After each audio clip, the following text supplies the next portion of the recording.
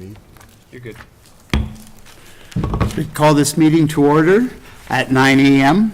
We would like to begin by acknowledging the land on which we gather as the traditional territory of the Anishwaukee, Ottawa, and Mississauga peoples. Number 2, confirmation of the agenda that the Council of the Township of North Huron hereby accepts the agenda for December 16th, 2022 budget meeting as presented. Can I have a mover and a seconder? Moved by Councillor Whitfield, and second, Councillor McBurney. All in favor? Carried. Disclosure of pecuniary interest. Are there any members who would like to declare pecuniary interest with regard to any items on the agenda today? Seeing none, we'll move on. The presentation of the 2023 draft budget. We'll now have 23 draft budget presentation. I'd like to invite Director Towns at this time to take over. Thank you, Reeve Hefner. Through you, Chair, to the Township of North Huron Council, I am here on behalf of Town Administration to present to you the 2023 draft budget.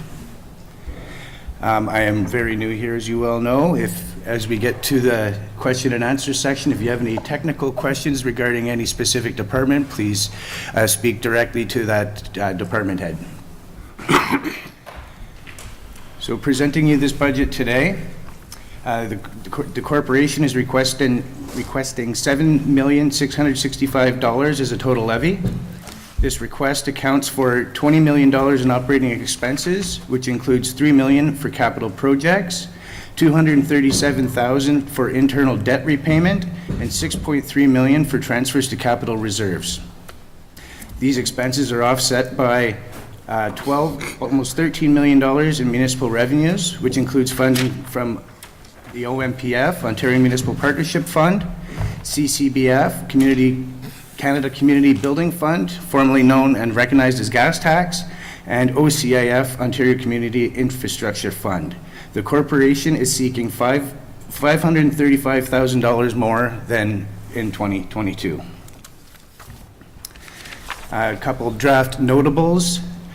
This draft budget includes the sale of the airport land, which is going to provide an additional $4.2 million in revenue.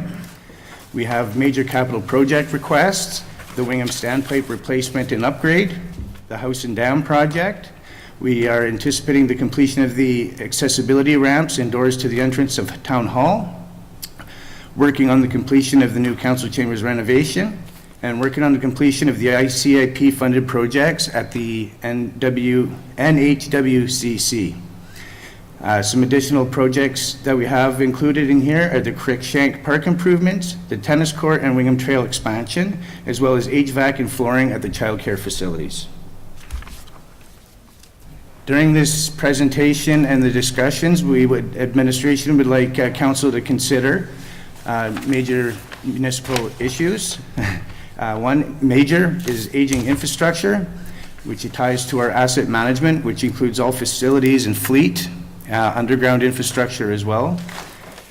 Future development, most specifically the Hutton Heights area. Our levels of service, we need to look at our wants versus our needs. Staff retention.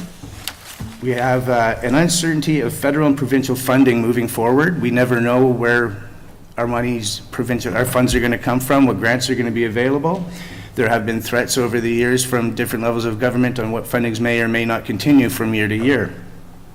And also within this budget, we need to consider that policing is no longer area rated, with Wingham transitioning to the OPP billing model.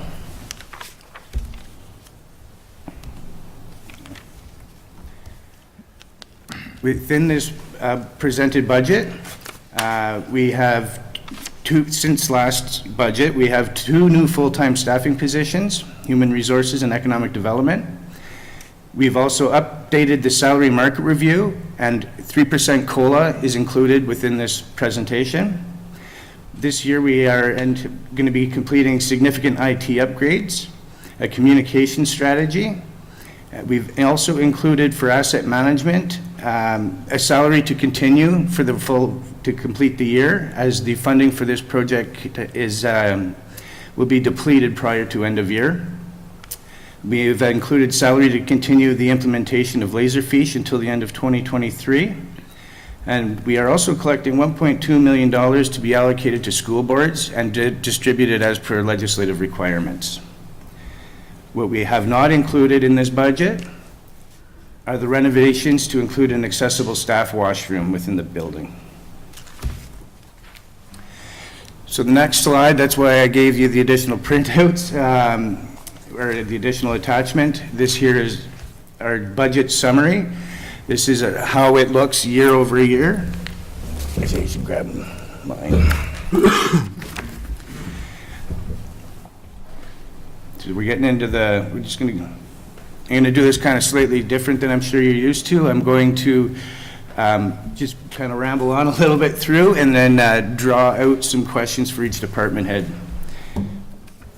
So within the previous slide, under general government, what's included in there is the town hall theater, the administration staff, and council expenses and revenues. Under protection to persons, that's our fire and police services, building department, property standards and animal control. Transportation is public works. Environmental services is our stormwater and waste garbage disposal. Under the health services, we're talking about our cemeteries. Social and family services is our child care, early learning programs. Recreation and culture are the community centers, arenas, pools, parks, campgrounds, and facility administration. The planning and development department includes community and development planning and drainage. So in here, I know it's hard to see on the slide, but you do have a document in front of you.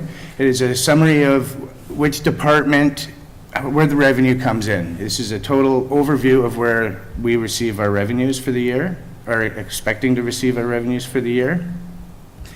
And to be open and transparent, we are showing you how we are, where we are transferring from our reserves and what reserve they're coming from. And these offset the cost of operating. So these are classified as revenues. Here's where our revenues are generated by department. And what it looks like is, if you see 113.45%, that is due to 13.45% of revenues being transferred from the reserves to offset operating costs. So here's what that would look like from each department, where the revenues are generated.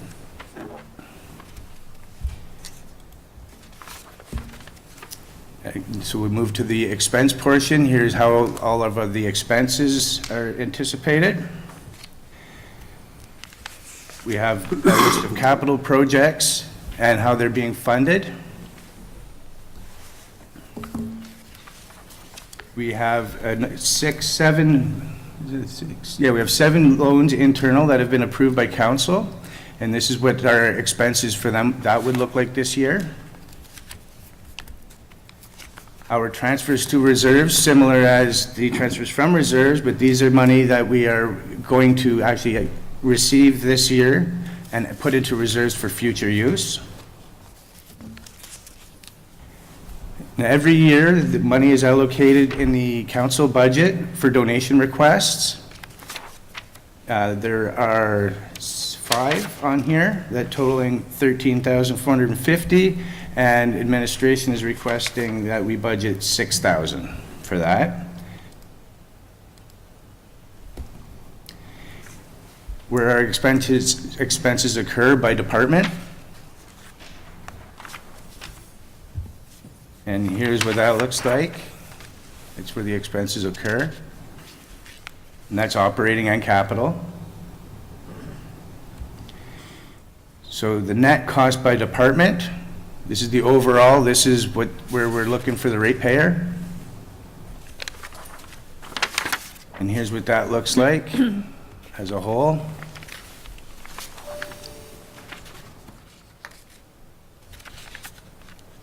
Okay. There, give me a sec. Thank you. So also included in this budget are a number of pre-budget approval requests. Pre-budget approval requests are time-sensitive in nature. In order for the municipality to proceed with these expenses, we need pre-council approval to continue the certain levels of service. Pre-budget approval request number 1 is for $81,000, and it's to continue with the implementation of Laserfiche, the township's electronics records management system. The second pre-budget approval is in the amount of, $6,000, and that is for to continue with the township's website.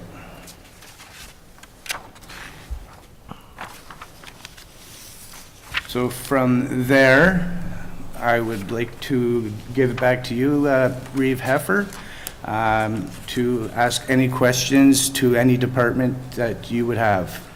Well, thank you very much, Director Towns. Just appreciate that information you gave to. I know there's an awful lot, and I'm sure there's going to be lots of questions, so as you feel appropriate, you can speak or bring the person up that you'd like to direct questions to.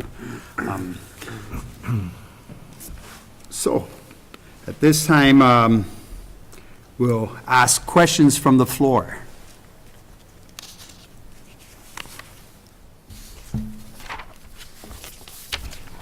Reeve, through you, I wonder if we could go through the budget line by line, and instead of asking specific questions, just kind of, get an overview of big changes that happened from last year. Like there's a number of line items which seem to have changed quite a bit. Some have gone down quite a bit, some have gone up quite a bit, but I'd just like to understand why that happened. Through you, Reeve Heffer, to Councillor Wright. If you have a specific department that you would, your specific area you are inquiring about, I would recommend you speak with that, request to speak with that department head. Okay. So like if we start with general government, so there was a jump of 254,000 in the budget, so I assume that's largely, so, is that through the CPI or the COLA increase? Is that the addition of 2 new heads? Like what's? Through you, Reeve Heffer, to Councillor Wright. Within that general government account, over the years, certain revenues were accounted for, but not within the appropriate areas. So that's where you're going to see a big difference. And within that account too, is you're going to notice the $4.2 million, which is the sale of the airport lands.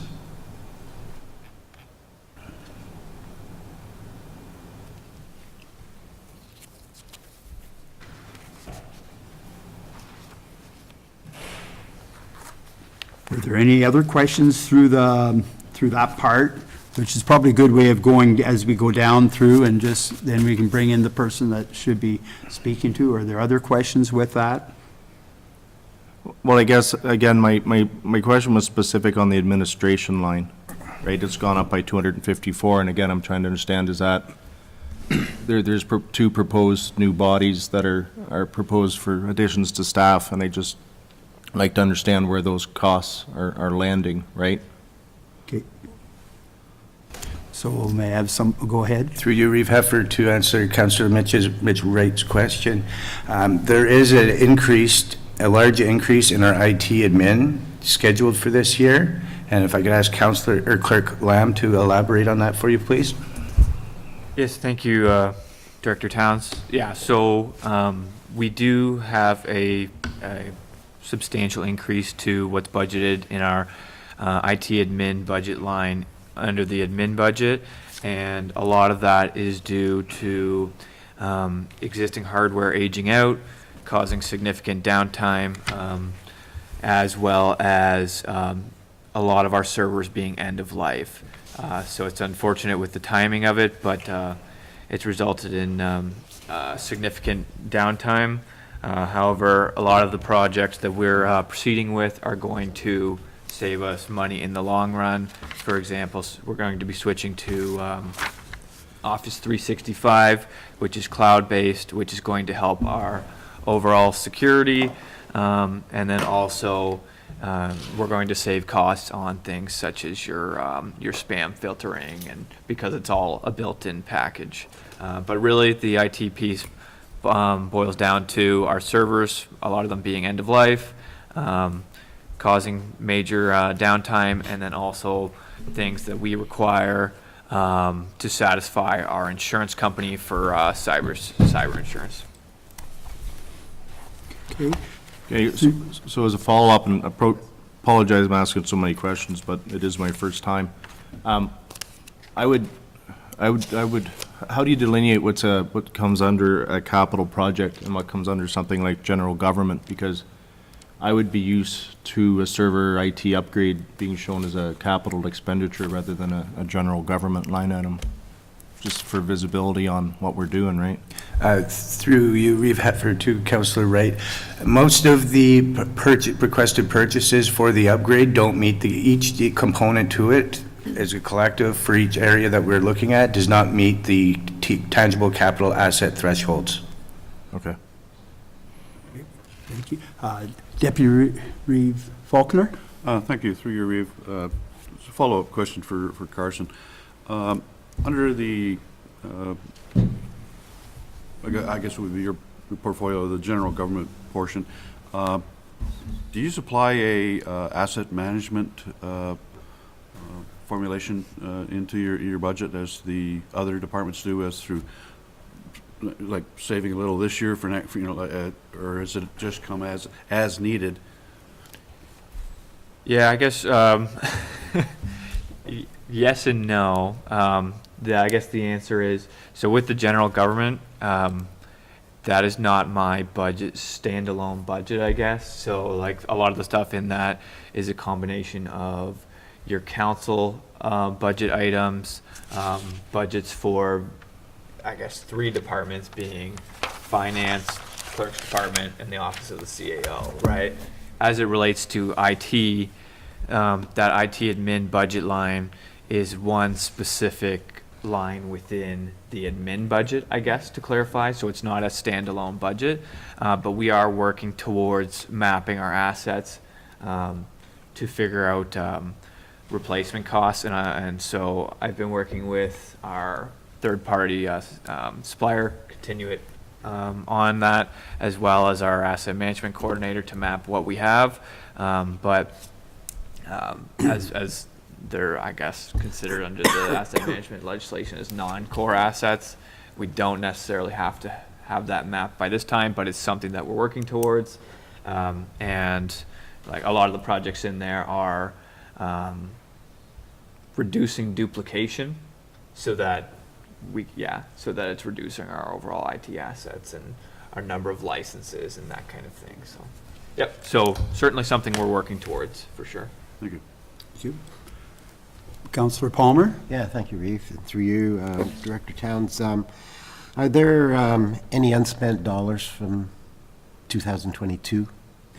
At this point, through you, Reeve Hetford, to Councillor Palmer, at this point, we are sitting at a surplus. We will not know that number until actual end of year, actually likely closer to the middle end of January, as expenses still do arrive after year end. Okay. Is there a plan for, if there's still a surplus, is there a plan? That would come to council for recommending. Staff would come to council with a recommendation. Good, good. As a follow-up, how I like doing budgets, and we've done these this way in the past. When this came to me, and I'm not, forgive me if it seems critical, because I don't intend it that way. It's always constructive.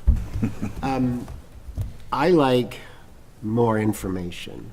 And I have a bunch of questions, and I think if I knew more details per category, then I wouldn't ask them. I wouldn't need to. And the whole process, I think, would go faster, because right now, I can't do justice to my decision-making on the budget, like to our ratepayers out here. If I can't vote on a line, I can't. You can explain it all you want, but I need to see what built that line. I want to know what the wages are. That's my big thing, is wages. I want to know what that is. I want to know, other expenses, and can we do anything about some of these? Because obviously it's way too high, and we need to tighten our belts for this one. That'll be something I'll say probably again. And then I can see things that we can change. And right now, a line, I'm sorry, just a line isn't good enough for me. Maybe it's for others, but not for me. I'm a data person. Do you understand?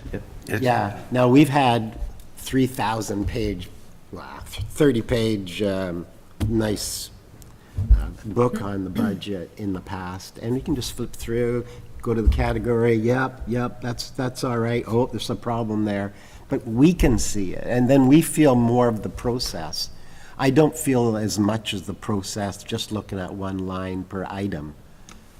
So that's where that's my only criticism of this, okay? Okay. And I hope that we can change that for our next meeting. Okay, our CAO would like to address something here. Well, I'll just, in terms of, so what Director Towns has brought forward is a different approach to the budgeting process, something that he's done and he's familiar with. But I'm wondering at this time if perhaps each department head could highlight kind of significant, I'll call them changes, or from changes from the 2022 budget compared to the draft 2023 budget. I think generally speaking, in terms of, we have general knowledge of our facilities, for example. We know we have the Wingham Complex, we know we have the arena, we know we have this, we know we have that. But perhaps the department heads could just speak to the, I'll call it variances from the 2022, if that's the wish of council.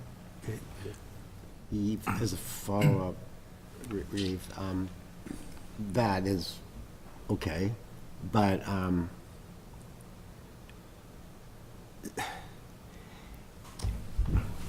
it doesn't satisfy me. I like to know more, and perhaps the others will be fine, but for me, no. I need more. I have to trust 100%, there's no criticism of any of staff, but I, in my heart, have to trust that figure that we are passing, that's going to cost I've never seen $20 million before. We've never been there. And that kind of blew me away. And $7 million for taxation, that's never been there, okay? So, how do I face people like that with those numbers, and I just have an idea of the meaning of that number for each item? It's just, I just don't feel like I have a strong, it'd be hard to have a conversation when I only know the one number. But if I can say, yeah, I've been through everything of that particular department, and I agree with these numbers, then I feel strongly about, I have more confidence in what I'm going to say to people. Just see? It's just my way. Okay, Councillor Wright.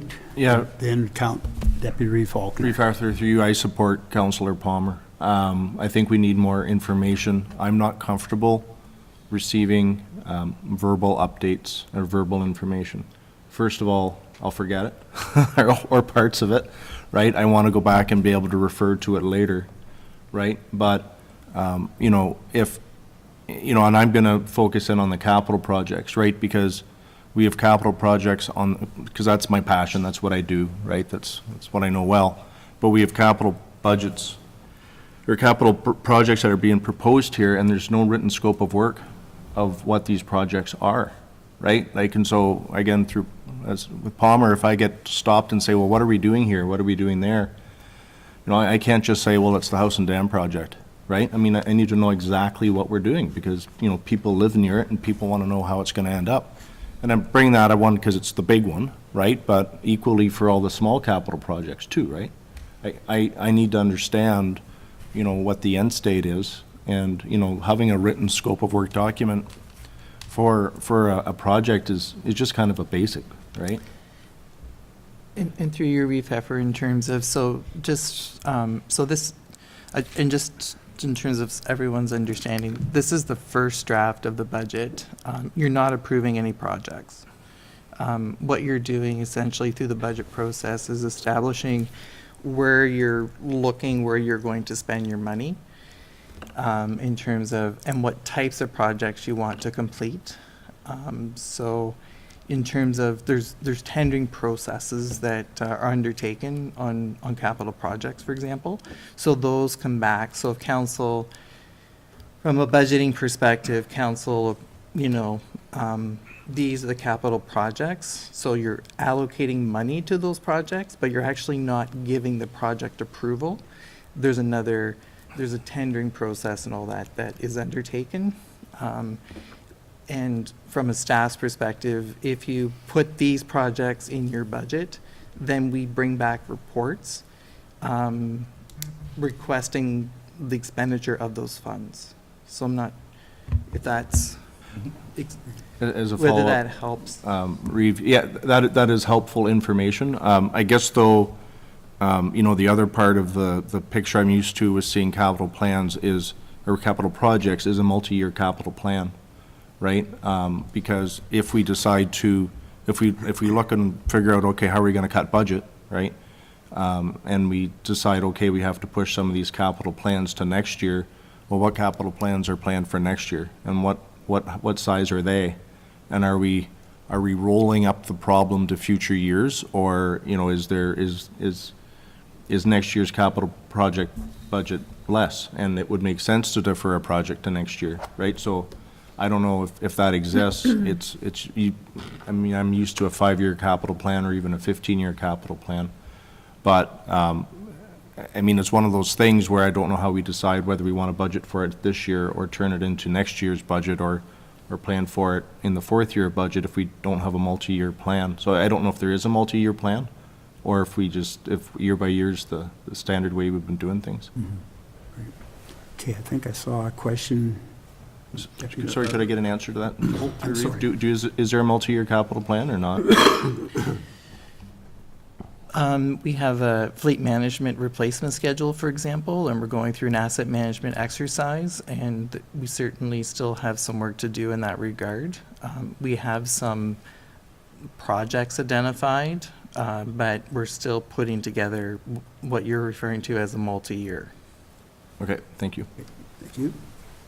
Yeah, through your Reeve to the treasurer, in this, in your preparing of the budget, I'm just curious, at the budget-to-budget changes and the percentages on the side, in your experience, do any of these numbers, do they trigger, they're, you know, they're maybe a little larger than the other, and that would trigger you know, that would be a starting point for the more invasive look at how and why that's happening, because some are within range and some are actually a little better than the other, but some, you know, some are up at 22% or 41%.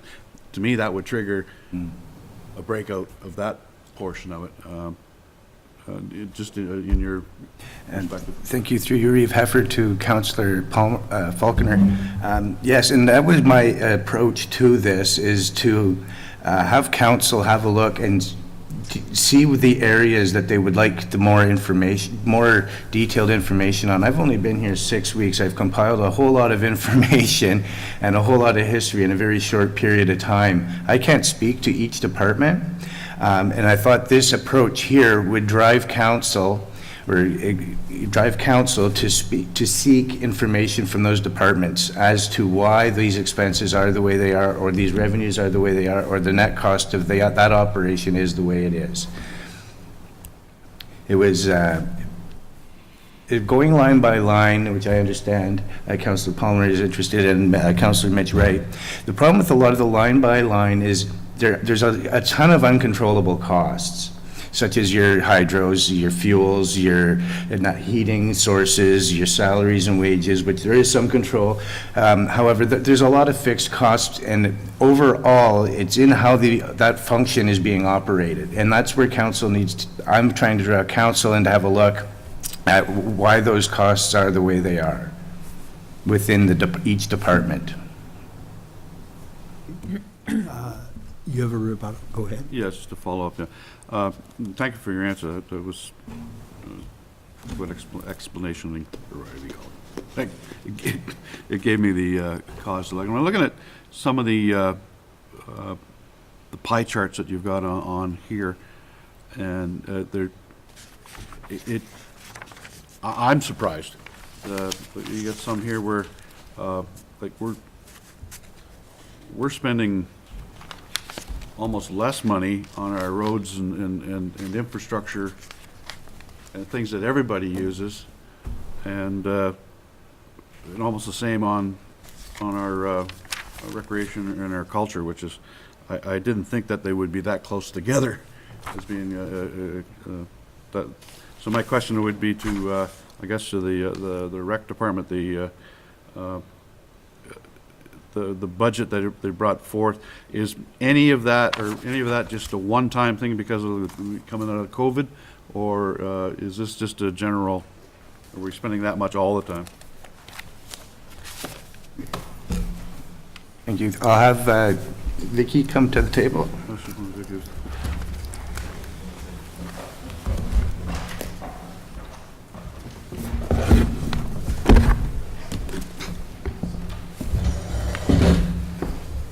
Good morning, council. So what did you have for you? Pardon? I have, you have Oh, it I'm there. good. I'm good. Thank you. Not knowing specifically what Deputy Reeve Faulkner is questioning, I'll just give you some highlights and things. So basically, the budget that we've submitted, as the Director of Finance indicated, there's a lot of costs that are unknown. So our budgets basically have a lot of materials and supplies, equipment repair and maintenance, building repair and maintenance, that type of thing in them. The one thing that is definitely affected, that you're seeing in terms of increased costs, will be the salaries and wages. And so the salary, we have a large staff overall with childcare and ourselves. We have approximately 76 employees, that's part-time and full-time. So when there is a pay grid review and changes made for the market review, pay equity, those types of things, it does reflect in our budgets.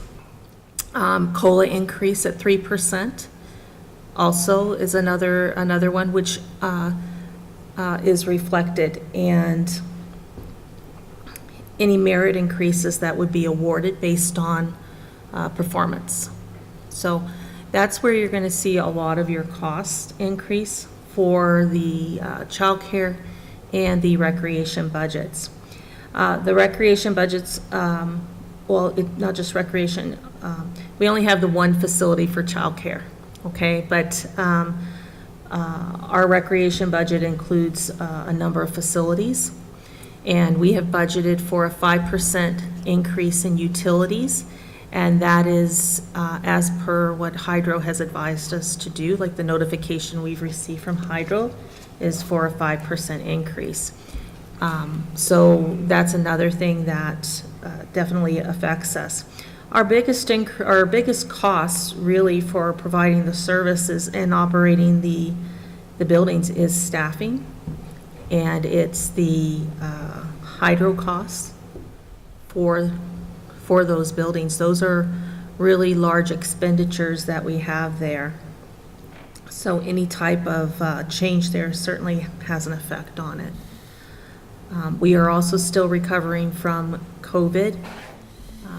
In terms of, if council remembers, we're having to rebuild our memberships and get people back into the facilities. So where we've been successful in a number of areas, we've been able to increase our revenue to offset those increased expenses. But we also have a couple areas that need to generate more money, and we're going to be focusing on that over the next year and trying to attract people back into the building. The other thing in the recreation budgets, like we have reduced, we've basically eliminated any COVID costs that we had budgeted for previously. In the recommended budget in particular, there, if you may recall, we had budgeted for 6 months of security for both the Blythe and Wingham facilities. That has been eliminated from the recommend budget, which will cause a difference, a huge difference, basically, in what our budget was, because it will be approximately $100,000 less in expenditures, so. Okay, Just to follow up? yeah. Could you tell me what falls into the scope of programs? Is that just strictly rec programs? That's not childcare programs or? So the through your worship, so the childcare programs are under the, I think it's family and social services line.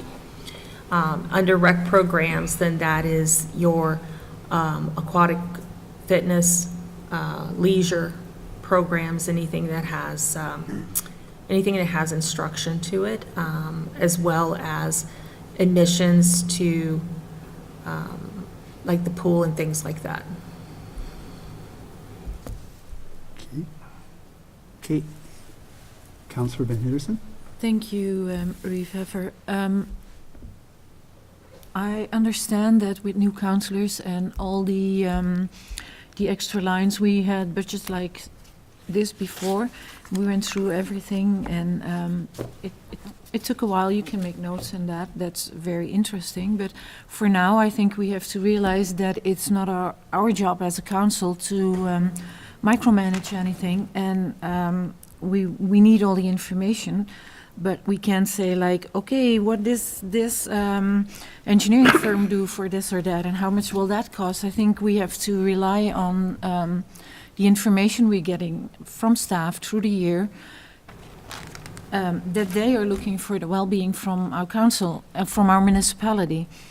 I like the idea from Dwayne for today to go over the budget that was like the budget summary by every department, and have a little bit more explanation about it, and maybe we can have a big printout for the next time and go over that. I also like to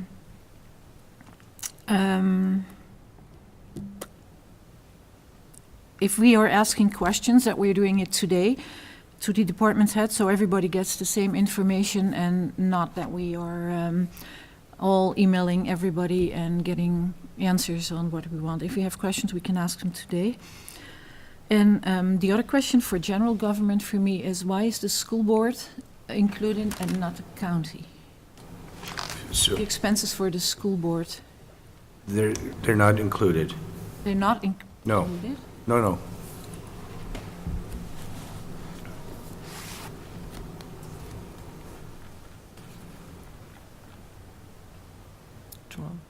Or sorry, maybe I'm not understanding your question, Councillor Van Henderson. Why aren't they listed? Why isn't it there? Through you, Chair, I just mentioned the school rates. We do not have the county rates yet. They haven't been published.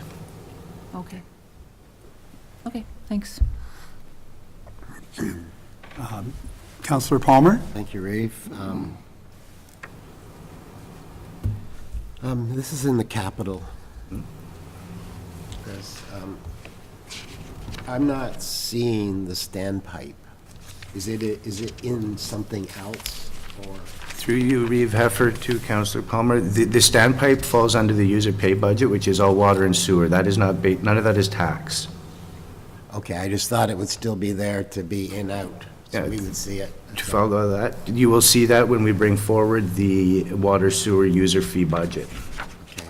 Okay. In your category, environmental services, like I see storm sewer, well, sewer and waste. Is water there too? Through you, Reeve Heffer, to Councillor Palmer, no. Anything water and sewer related is in a separate user pay budget. There's no tax related effect, No, impacts. I know that, it just, we like to see it, so, okay. Now, back to capital, I'm not sure if this was mentioned, about the ramp, 150 grand. I assume that was all in 22 budget. Why are we seeing that? For what reason? Through you, Reeve, to Councillor Palmer, there was some delays in the project moving forward. There were some additional change orders, and with the increased costs associated with it, that's, I can actually maybe ask Chip from Public Works to answer that better for you.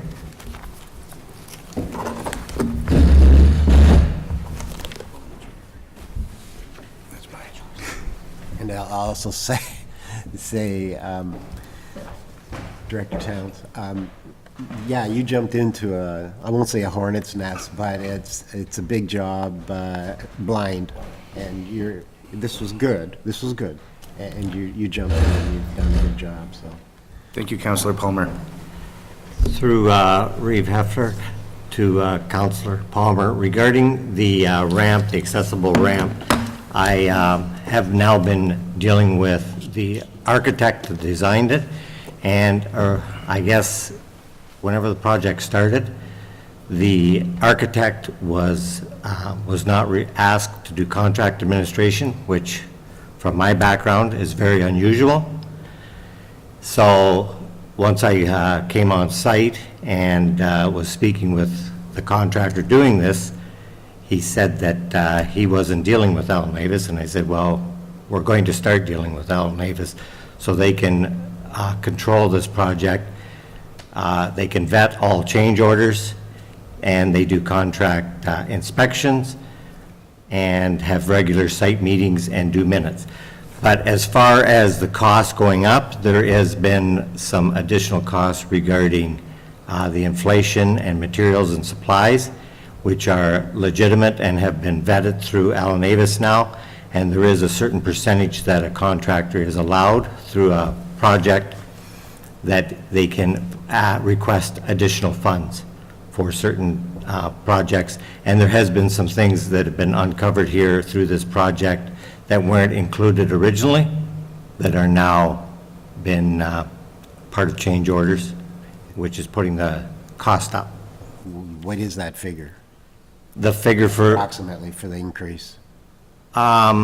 it's undetermined yet, because we, as I was saying, I've just been here for 3-4 weeks myself and dealing with Allen Avis, and for instance, one of them was a window well that they discovered had to be reformed and put back in, so there's an additional cost for materials, supplies, labor, all of that, but it could be around, right now, we haven't used all of the contingency, so there could be an additional 25, 30. I can't answer that question at this point, but some of it is legitimate through, Allen Avis has vetted it and said that what these change orders, and they have went back and said that some of them, they'll have to go back and change their pricing because they aren't legitimate, but they're doing contract administration, which should have been in place right from the start. May I ask one more? Yes. Yeah, it's same area. It's taking forever, like, without micromanaging by any means, but you hear from the people, what's taking so long? And I always thought that we had in our contracts a date. Beyond that, it's heavy penalty time. It's been a long time. I understood what you just said there about the engineering part, That would have held them back. But it almost sounds or looks like they've got another job somewhere else, because that's what goes on. Through Reeve Heffer to Councillor Palmer, I can't answer if they got a project going somewhere else. To be quite blunt, it's been poorly managed. And unfortunately, not having somebody like doing contract administration and saying, here's the start date, here's the completion date, and if they wanted to negotiate those type of things should have went through the contract administrator, which would be Alan Avis, and would have kept the township informed of what the request coming through, but I can't answer. I understand it was awarded or everything was signed back in February, but I think there was some stuff that went on that was only verbal instead of in writing, and allowing the contractor to start later than they should have. Okay, thank you. But unfortunately, I do agree, it has been dragging on, and we certainly aren't in optimum time right now to try to do concrete, so Mother Nature's kind of dictating what's going on out front now, unfortunately. Thank you. Some more questions for Mr. Wilson before? Well, Go ahead, through you, Mitch. Reeve, I'm not sure, actually, again, being new, we brought up or Councillor Palmer brought up the municipal building accessibility ramp. So maybe we could dip into the projects a bit here. My first question is, I'm curious if the intent was, in the 2022 budget, was the full amount of that project released at that time? And are we going back and asking for another $150,000 to complete a project that we thought was going to be completed under last year's budget? Through you, Reeve Heffer, to Councillor Wright, there hasn't been a payment certificate issued even for this project yet. Yeah, I guess I'll just try to rephrase my question. Maybe that answers it, I'm not sure, but I assume we had budget released in 2022 for this project, right? And I think that budget should have covered the project if it was let in February and assumed construction. So, like, how is that? Again, I'm used to the funding for each project being tracked specifically, right? So, I'm curious, did we spend the entire budget that was authorized last year and we need $150,000 more? Or did we not spend the budget from last year because work's behind schedule? I guess a simple way to answer it is the budget, what was budgeted in 2022 has not been spent because there hasn't been a payment certificate.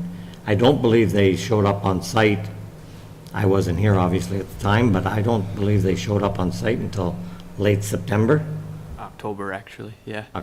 Late September, October, and put up some fencing, and really, there hasn't been a lot of activity, so there has not been any funds spent for the project. There has been some money now spent with the contract administration with Alan Avis back on site. But as far as the contractor, no. Okay. So that money, I guess, will be a carryover. And if the whole, as I say, in the contingency, some of it has been spent, but I believe there's still around 17,000 in contingency. But they've still got quite a bit of work to do out here. And to build on that, for that specific project, 100,000 of it was federal funding. So, Disability grant, yeah. yeah. So, and which was supposed to be wrapped up by October, but we haven't. We got an extension or an amendment to that agreement to extend the timeline because the project was not done. So we haven't. We still have that 100,000 as well in grant money. May I ask another question? So, again, this is probably me getting up to speed. If I like to usually work from the top down. So we've got an overall transfer for all the capital projects we have planned. We have an overall transfer from reserves, 1.8 million. Is there one reserve budget? Is there multiple reserve budgets? I think there's probably multiple reserves. And so to follow up, you know, I assume there are multiple, it'd be good, you know, for me as a new counselor to have an understanding what those are set aside for, and then also, again, understand the big picture to say, okay, if we're transferring 1.8 million out, what's left, right? Like, how much are we depleting these reserve funds? You know, those kinds of things. So if you could, you know, again, I'd like it, something in writing provided later, but if you could give me a verbal overview now, it'd be appreciated. Through you, Reeve Heffer, to Councillor Mitch Wright. We do have, there's two types of reserves, obligatory and non-obligatory. We do have a series of reserves with the balances, and I believe, I'm new here, but I do believe annually that the Treasurer, Director of Finance would be providing council with a report based on the reserves. As for giving you exact amounts, we're kind of at a year end right now, but I could definitely paint you a good picture in the next report as where we are. Appreciate it. Thank you. Go ahead, Councillor Palmer. Yeah, in the reserve end, non-obligatory, right? Obligatory. Obligatory. You said better than me. Are there any reserves in that list that are just sitting stagnant because those items, like the old fire hall in Blythe, for instance, is there money there, or is there money in other places that we could pull out and use elsewhere? Through you, Reeve Heffer, to Councillor Palmer, the reserve accounts do need some work. I haven't got there yet, but they do need some work, and there will be a request coming to council to help clean some of them up. Great. Thank you. Through you, Reeve Heffer, from a budget layout standpoint, how, and maybe it's this obligatory, non-obligatory thing, but how was it decided which projects would be shown to be from transfer and which ones were from taxation? Through you, Reeve Heffer, to Councillor Mitch Wright. That was a discussion within the CAO and myself and the department head responsible for those projects. It was to offset the cost from taxation, right? Sorry, Reeve, that wasn't my question. My question was the budget makes it show like some projects are funded from reserve and some are funded from taxation. Correct. Why, and I'm wondering why the list says, okay, this project's from taxation and why this project's from reserve. I mean, isn't it really just a big lump of capital dollars in capital projects as opposed to allocation to specific projects, or am I wrong there? Through you, Reeve Heffer, to Councillor Mitch Wright. It's to be open and transparent. It's to show exactly where the funds are coming from. Yes, it is essentially one big pot, but when we take money from, when you put money in a reserve, or, well, first of all, even just to create a reserve account, you need council approval. So when you were pulling money from, it is a lump sum, but it's how it's allocated and reported. Yeah, I guess, but my question is that House and Dam is 100% from transfers. That's the way the budget shows it. Correct. The council chambers shows almost a 50-50 split, and the ramp is 100% through taxation. So I'm just wondering why the decision was made to split various projects out various ways. Is this, you know, I'm just curious, right? Why say House and Dam isn't shown as being paid for from taxation and the fire hall washroom from reserve, right? I'm just curious why it was chosen this way. Through you, Heffer, CAO Dwayne, would you like to elaborate on that slightly, or? Did you want to comment before? No, I was just going to give some back information. Stuff that's coming out of reserve, it generally is money that was put aside in, say, last year's budget to do it, to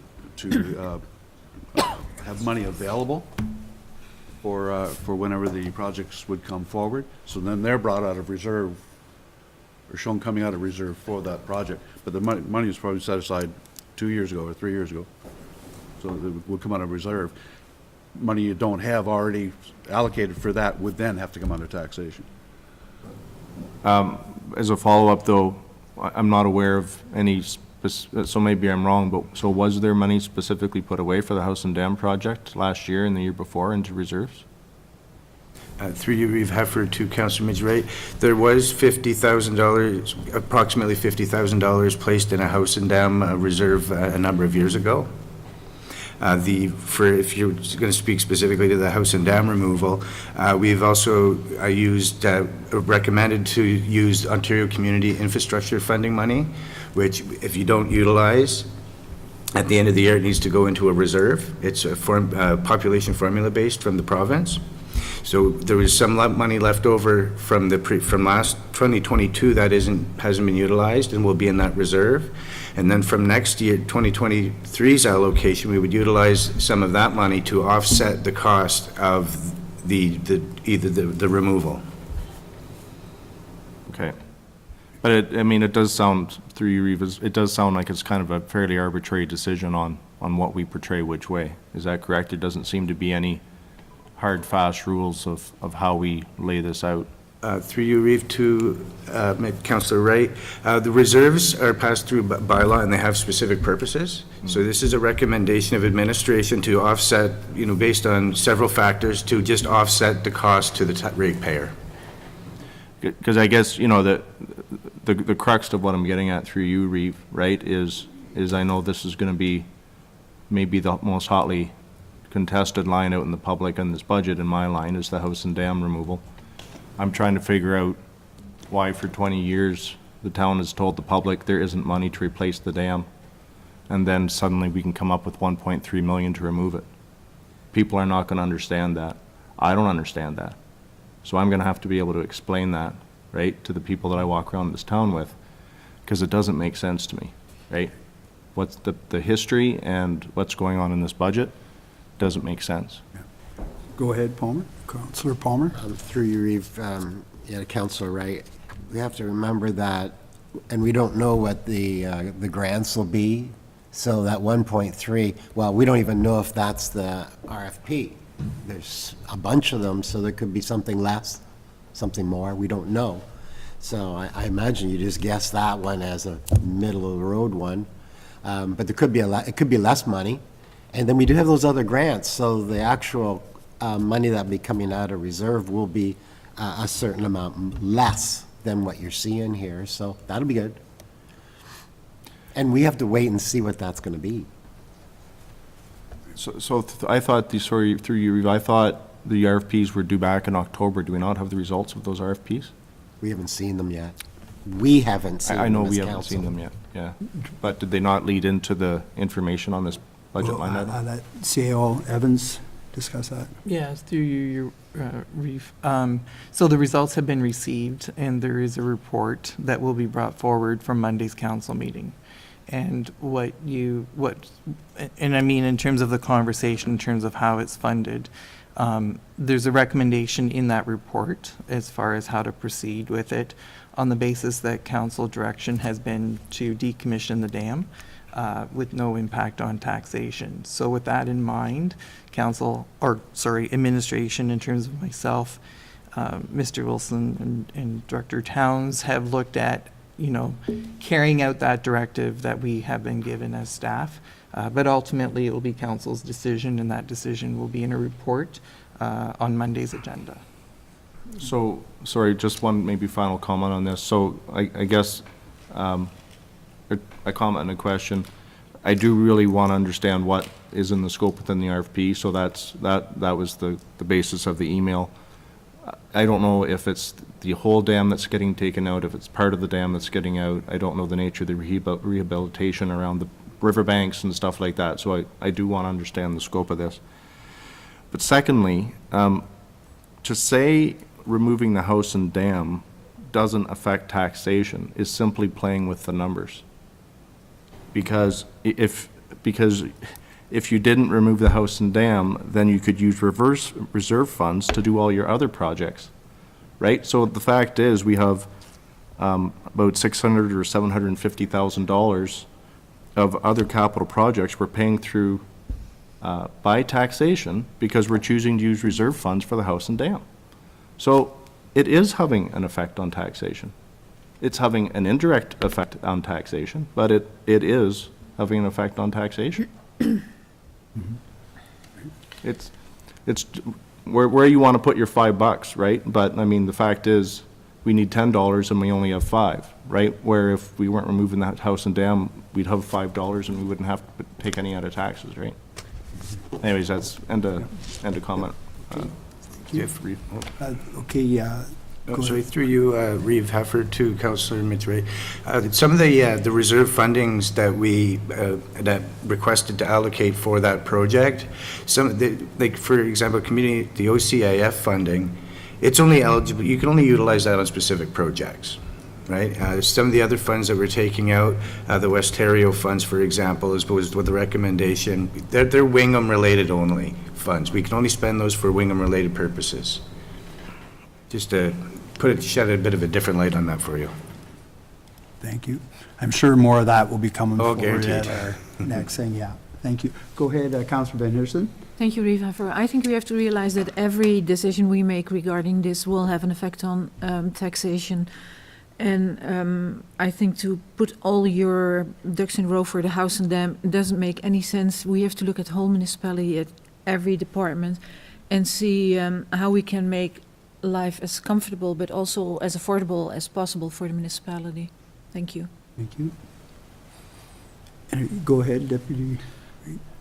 Through you, Reeve, just curious, a lot of our expenses in our budget are what I would call mandatory. I mean, it's the day-to-day upkeep, and it's affected by the environment, by all the increases that we have to pay because of situations and on the day-to-day basis. But we have an awful lot of, I get, to use your word there, discretionary services, or kind of a have to do and a want to do kind of things in the budget. By looking at the numbers, and we've had this discussion many times through council as to we're over-serviced for our size of our municipality. We're trying to compete with much larger tax bases and much larger towns and populations. I don't know. I know there's probably no way of pulling that out, but having a budget of just strictly services and separated from the day-to-day operations of your cutting grass and plowing and fixing sewers and such, just it would differentiate between the wants and the haves if we had that kind of a breakout. Because like, I'm just going back to that pie chart. There's that's for a town or municipality our size, we shouldn't be spending more on our wants than we do on our needs, which we're doing right now. We have lots of ways that we could look at to trim that down a little bit. Without really making it too big of an impact on our citizens, because there's quite a few of these are used by a few and not everybody. Like, I mean, everybody's got to drive down the road. Like I say, everybody has to flush their toilet, but not everybody has to have the best swing set to swing on. So I just wonder if there would be any way of separating out the wants and the needs. Would that just be by departmental, or would that, because it kind of falls into, crosses over? Through you, Reeve, to Deputy Reeve Falconer. Yeah, we could go each line by, I could do department overviews, like each section. Like within transportation, I believe there's only the stormwater, which has zero impact, and then environmental, so I could break those down. For the social and family services, I could break down each of the programs as they are reported separately. I could do the same for recreation and protection of services. I can absolutely do that for you. It was just strictly on the basis of seeing what, like, well, just to pick daycare out, we've got our daycare running at 60% capacity because of staffing. But we have other programs, like the before and after school programs, that are I don't know whether they'd be more discretionary, like, I think it would be more important to have full spaces at daycare where the parents can work during the day and have, secure daycare for their children while allowing them to work, where maybe the before and after would fall into a lesser category, that the staffing from those would be used to fill up the daycare to run it at 100%, rather than just having them all run at lower percentages. Rather than putting, all your beans into one pot until you've got to get ahead. It's just my thinking on the budget, of how we can move things around and change things with the needs and the wants. But Clerk Lamb? Yeah, so maybe I just will mention this as well, since Director Towns is new and we have a few new counselors as well. So we did complete a service delivery review, which will probably assist in some of the information you're requesting, because it does go through and it says this service is mandatory, this service is discretionary, this service is traditional, right? And it goes through all those, so we can obviously get a little more in depth into it too. But I think that's a good starting point for what Deputy Falconer's looking for, of here's our services, and then council can have a larger service levels discussion, right? So there is that report that we had commissioned that's at our disposal too. Thank you. Councillor Palmer? Yeah, thank you, Dave. Yeah, to you, Director Towns. This isn't the capital again. I guess there's two questions there, but don't, looking at the list, is this cut in stone, or can we, some of them can we drop? Like, what gets me, I was looking at the dump truck with the plow truck, 185,000 right to taxation. We're paying for one right now. Are we, along the lines of Deputy Ray Faulkner, are we big enough to have two of them in the as liabilities at the same time? I'm not sure how many trucks we have, like the plow trucks. I'm not sure. But it just seemed like if it's got more life, hang on another year if possible. Yeah, through Reeve Hefner to you, Councillor Palmer. This is certainly something I can have a discussion with the foremen that have brought this list forward to me. And obviously, they try to go through their fleet replacement schedule. And the one that's being paid for now, actually, it was ordered in 2020 and still hasn't arrived. So they're back. Yeah, and through the whole COVID and trying to get parts for equipment, trucks, as everybody probably seen, if you tried to buy a pickup truck or something over the last 3 years, it was nearly impossible to find what you're looking for. But these are the issues, and we're not the only municipality that are suffering from the backlog of COVID. But I can certainly have that discussion internally with the foreman and see, can it wait a year, or are you prolonging something, or what they're thinking what they're replacing. Is it at end of life? These are types of things that we want to keep in mind as you try to follow your fleet replacement and your asset management, and trying to, besides what's happened in the past, trying to move forward. Yeah, as a follow-up, yeah, I understand that we need to keep the management going of our assets.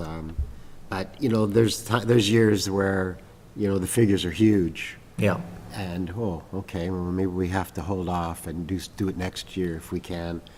So, I don't know, I was kind of hoping that the whole capital list, just go over, yes, maybe not, like of any of it. Yeah, because we have to cut somewhere. We have to start cutting somewhere. And through Reeve Hefner to you again, Councillor Palmer, I know that speaking with the foreman, that they have the truck in here for this upcoming budget, and if you postpone it, what is scheduled for replacement in 2024, is it going to get pushed out too? And I believe they are trying to replace one of their two graders, which are aging, and that is that's going to be a huge amount of money then, so by pushing one thing off, you're just compounding what's going to happen in the future. Yes, I know. Hopefully that helps, but I can certainly have that discussion and do a review. Okay, thank you. You're welcome. Thank you. I think that's very well put, like with asset management, it's going to keep us on track. I know that was a big thing coming up. Councillor Van Heersen? Thank you very much, Reeve. This question for Director Taus. Do you have an idea how much 1% of cost increase will, how much money that is, and how much 1% tax increase will be with this budget, this draft budget? Through you, Reeve, I can get that to you. Where we're sitting right now is a very rough draft. There are certain figures I did not compound or compile, knowing that there are going to be changes for the efficiency of time. And again, I've been very new here. I learned a lot in the last 6 weeks, and I've been extremely busy, so please bear with me on some of this. But yes, I can absolutely get you those informations. I will work that into a different formula for you. So as we are making changes, requested changes, you can see the reflection of that.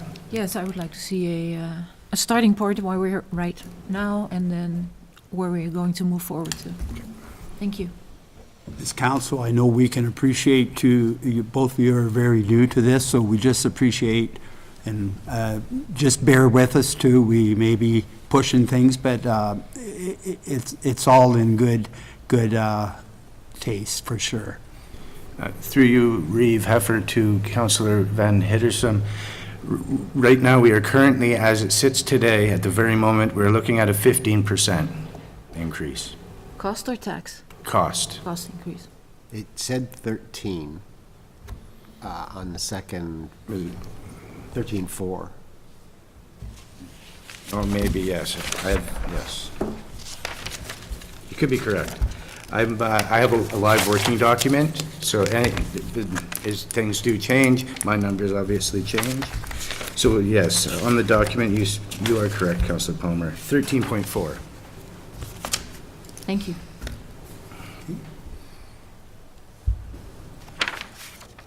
Case, go ahead, Councillor Wright. Yeah, that was one of the things I just wanted clarification on before we left today is, so does that mean, so if we have to get 13.4% more from taxation, that'll mean the average tax bill will increase by that amount? Like, I really wanted to understand where the rubber hits the road, right? And where the rubber hits the road is the tax bill, right? So I would like to get a handle, if I can, on where we are today. What would the, average ratepayers see from a percent increase to their tax bill?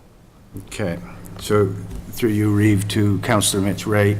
In my opening comments, there is the OPP billing model from the area rate does have an impact.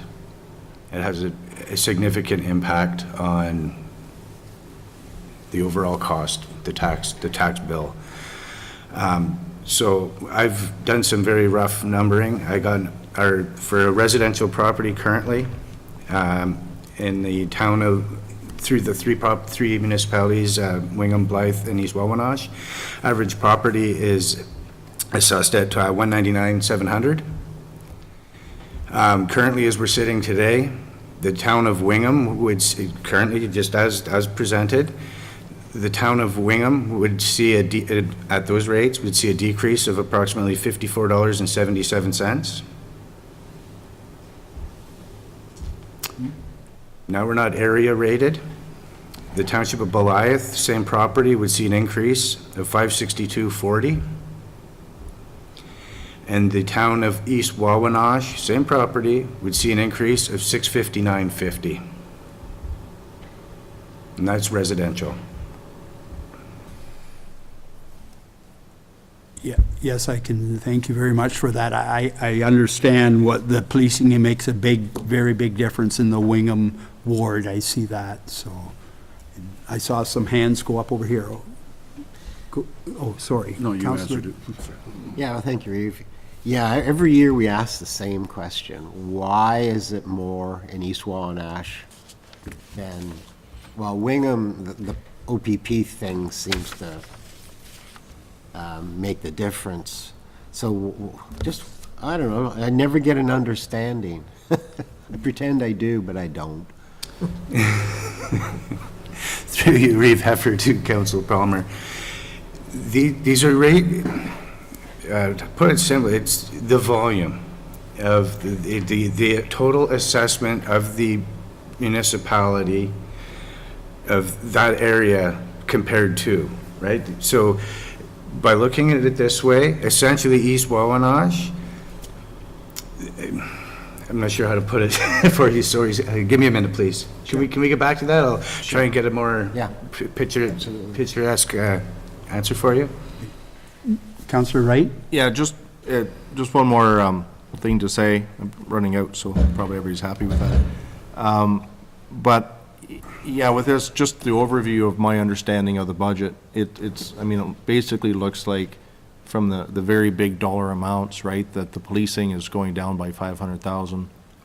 And then you've got $1 million, basically $1 million in projects coming out of taxation, which is driving the overall bill up by $500,000. Like, I know there's other puts and takes, but those seem to be the big amounts, right? So certainly in order to ease the pain, I think Councillor Palmer mentioned this, like the demo of the Blythe Fire Hall, right? Is that something that could be pushed, right? Is that something is there something driving that it should be done in 2023? You know, probably it'd be more expensive if we do it in 2024 or 2025, right? But, you know, I think maybe we want to turn it into a parking lot if I know that correctly. Like, it would help to kind of go through these. I know Councillor Palmer brought up the dump truck, but, you know, this seems to be where the rubber is hitting the road and what's driving this year's costs up so much, right? So if staff could propose ideas or maybe flesh out these things a bit, right? It might help us get to a good end state. I think some notes were taken on that. Okay.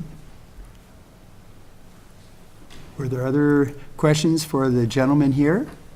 Or also for Vicky? And I think Dimitri is back there too, so if that, any questions at all, now's the time to bring it out, and then they have time to look over these things.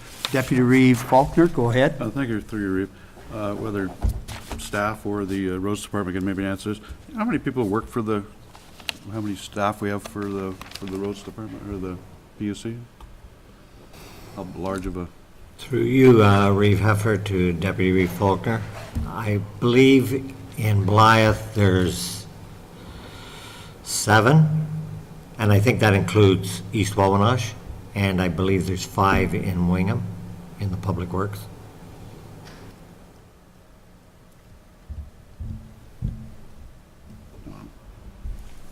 Go ahead, Councillor Van Hidders. Yes, if we're talking about delaying projects, then I would certainly be interested in delaying the House and Dam project for 1.3 million. That will take a lot of pressure off our budget. And I think taking down the old fire hall and public works building is necessary because the Blythe Festival is going to put on 7 shows this summer, and they need all the available parking that is there. So I think we look at the bigger numbers first and then see where we go from there. Go ahead, Councillor Palmer. Yeah, relating to Councillor Van Hittersman's comments about delaying the dam. Council passed a motion to dismantle it. What happens if you delay it a year? What's the technical? Yes, I guess, yeah. Through you, Reeve Heffer, to answer Council Palmer's question, the direction would remain the same. The timing of awarding the work would change. The one thing to note is the liability that the township potentially incurs With the by bridge, leaving the right. dam in its current state. Go ahead, Councillor McBurney. Yeah, through you, Reeve. over the years, delaying the work on the dam, that's what's been happening. Yeah. And that's why we're in the condition we're in right now. Years ago, it would have been much cheaper. It probably could have been fixed, could have had the pond. Just my thought on that. Thank you. Councillor Faulkner, Deputy Reid. Thank you, through you. By delaying it, would we potentially putting in jeopardy that 1.3 million in money going forward through that because of is there a timeline on using the resources from the reserve? Through you, Reeve Heffer to Deputy Reeve Faulkner, no, these funds would just sit in reserves until an approved project come forward. Yeah, I think, through you, Reeve, I think delaying, we've got some RFPs coming. Well, if I was a company and I sent one in to do this job and I was keen to do the job, and then it got delayed, pushed back a year, that would bother me, and I might not come back to the table. So, that's something we need to consider. For sure. Thank you. I'm also looking at if there's 1,000 properties in East Wampanoag and they all have to pay $675 extra, that's $650,000. That is half the cost of removal, what is budgeted right now for the house and dam, and they don't get anything in for that. So I can't support that. An unrelated question. The other thing that I wanted to get some information on is the addition of staff. So obviously, I assume economic development officer, is that moving from just proposal contract to full-time, or? Through you, Reeve, in terms of, last 2021, as part of the 2022 budget process, council decided to move forward with a full-time economic development officer and a full-time human resource health and safety coordinator. We didn't budget for the full salaries for those positions because those individuals were hired on with us later. So we budgeted, for example, economic development from April to December. And for human resources, don't quote me, but I think it was like June until December. So we budgeted half a year. But now so they're permanent full-time positions that we have with municipality. So in terms of our 2023 budget, we're budgeting for the full cost for those two positions. It's the first time it shows up as That's right, as for the a full cost. full new line item. Okay, thank you. Thank you. Councillor Palmer? Through you, Reeve. Yeah, same lines. The ACDEV, $211,000 was their figure, and I was just wondering, what did that constitute?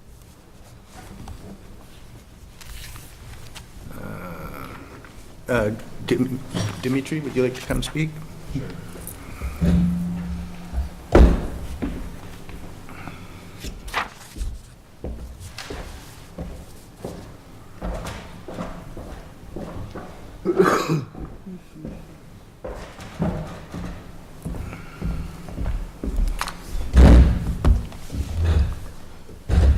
Good morning, Reeve and Council. Good morning. I can go through line by line. I can just speak to some of the larger expenses. Not sure which order. Okay. So I'm not sure how many have the ACDEV. Oh, they don't have the line by line. So first couple, there's salary and benefits. And then as we get down through, you'll notice advertising. So that's 0179006240. So there's $23,000 for that. When we break that down, that would be a $15,000 Blythe Festival donation, or not donation, it's advertising. So for that, we get Municipal Night, and we have a page in the Blythe Festival when they send out their advertisements to attract people there, as well as a position on their website. And so there's a whole breakdown of what we get for that $15,000. And then the remaining, $7,500 or $8,500 would be our print and radio media at $2,000, digital online social media $4,000. So that's if we want to advertise anything through Facebook or do paid promotions of anything online. And then there's another line item we put in there as 2,500 in case we wanted to purchase our own camera or drone or anything digital media related, so that in the future we don't have to contract those out and we can do it in-house.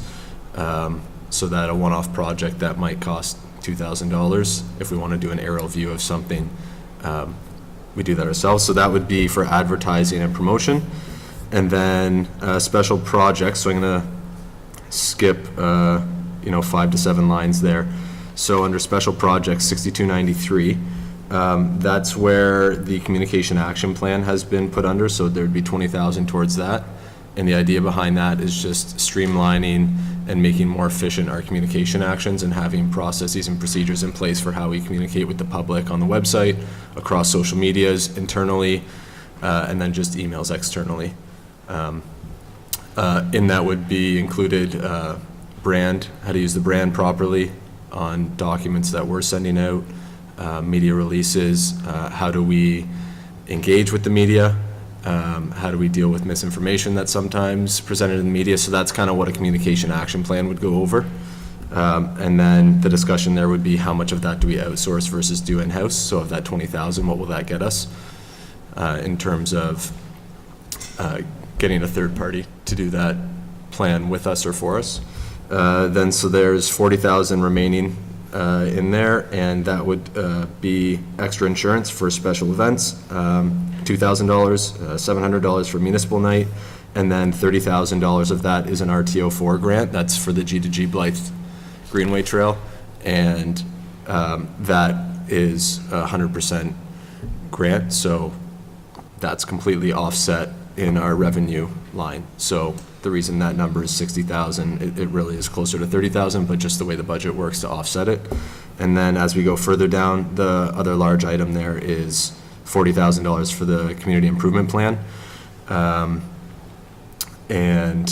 This year we've used, you'll see coming to council next week is another CIP application for Wingham. So in 2022, we would have used 20,000 of the 40,000, so 20,000 will be rolling over, which would essentially give us 40,000 in this budget plus 20,000. That would be going, I think, transferred to reserve and then back into ActDev. So those are the main items, and the other smaller items in there are just the annual meetings that myself or our community engagement coordinator would attend, or memberships that we would be a part of.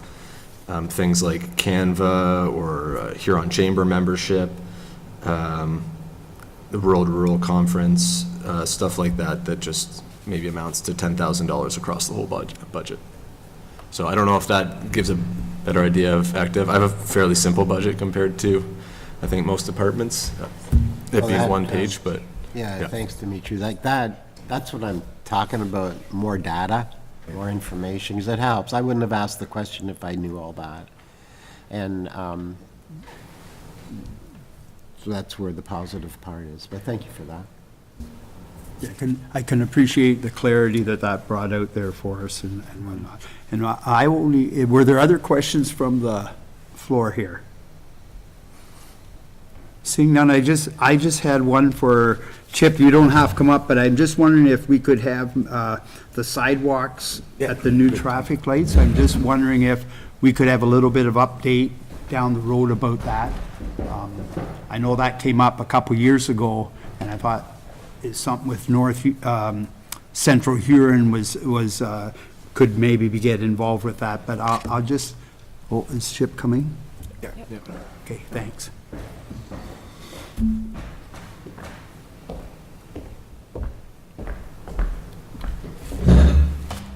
Through you, Reeve. For this, I just wanted to make sure I got that question properly. Is this the new traffic lights in Blythe? Yes, and. This is a county project? Yes. Yes, and there is a responsibility to North Huron for sidewalk extension. It hasn't been determined on whether it's going to be asphalt. I believe there's existing asphalt already going towards the Home Hardware. And if it's going to be an extension of asphalt, or if it's going to be a plan to maybe put concrete in there, or width, or they haven't finalized that yet, but that is part of the plan to put sidewalk in there, Okay, appreciate in that. conjunction with the county. Right, in conjunction with that, so I know you'll be getting back to us on whatever happens from that then. Yep, as the plans proceed and I get more information from the engineers that are designing it, and we'll be able to have some input, and certainly there'll be something coming back for council's consideration. Okay, thank you. Yeah, can I just ask a question, Reeve, about the scope of the traffic lights? I'm just curious, are they pedestrian friendly? Are they like gonna have crossing signs and stuff like that? Because I know they don't now. Like, is it a pedestrian and traffic intersection, or is it, just stoplights? Through you, Reeve, to Councillor Wright, I believe, yes, there is going to be painted crosswalks at the intersection there, and I believe there will be PEDs for the pedestrians, if that's what you're referring to. Like, I'm just wondering, are the walk, don't walk signs and stuff like I that? believe that's incorporated in. Okay. Yes. Excellent, okay.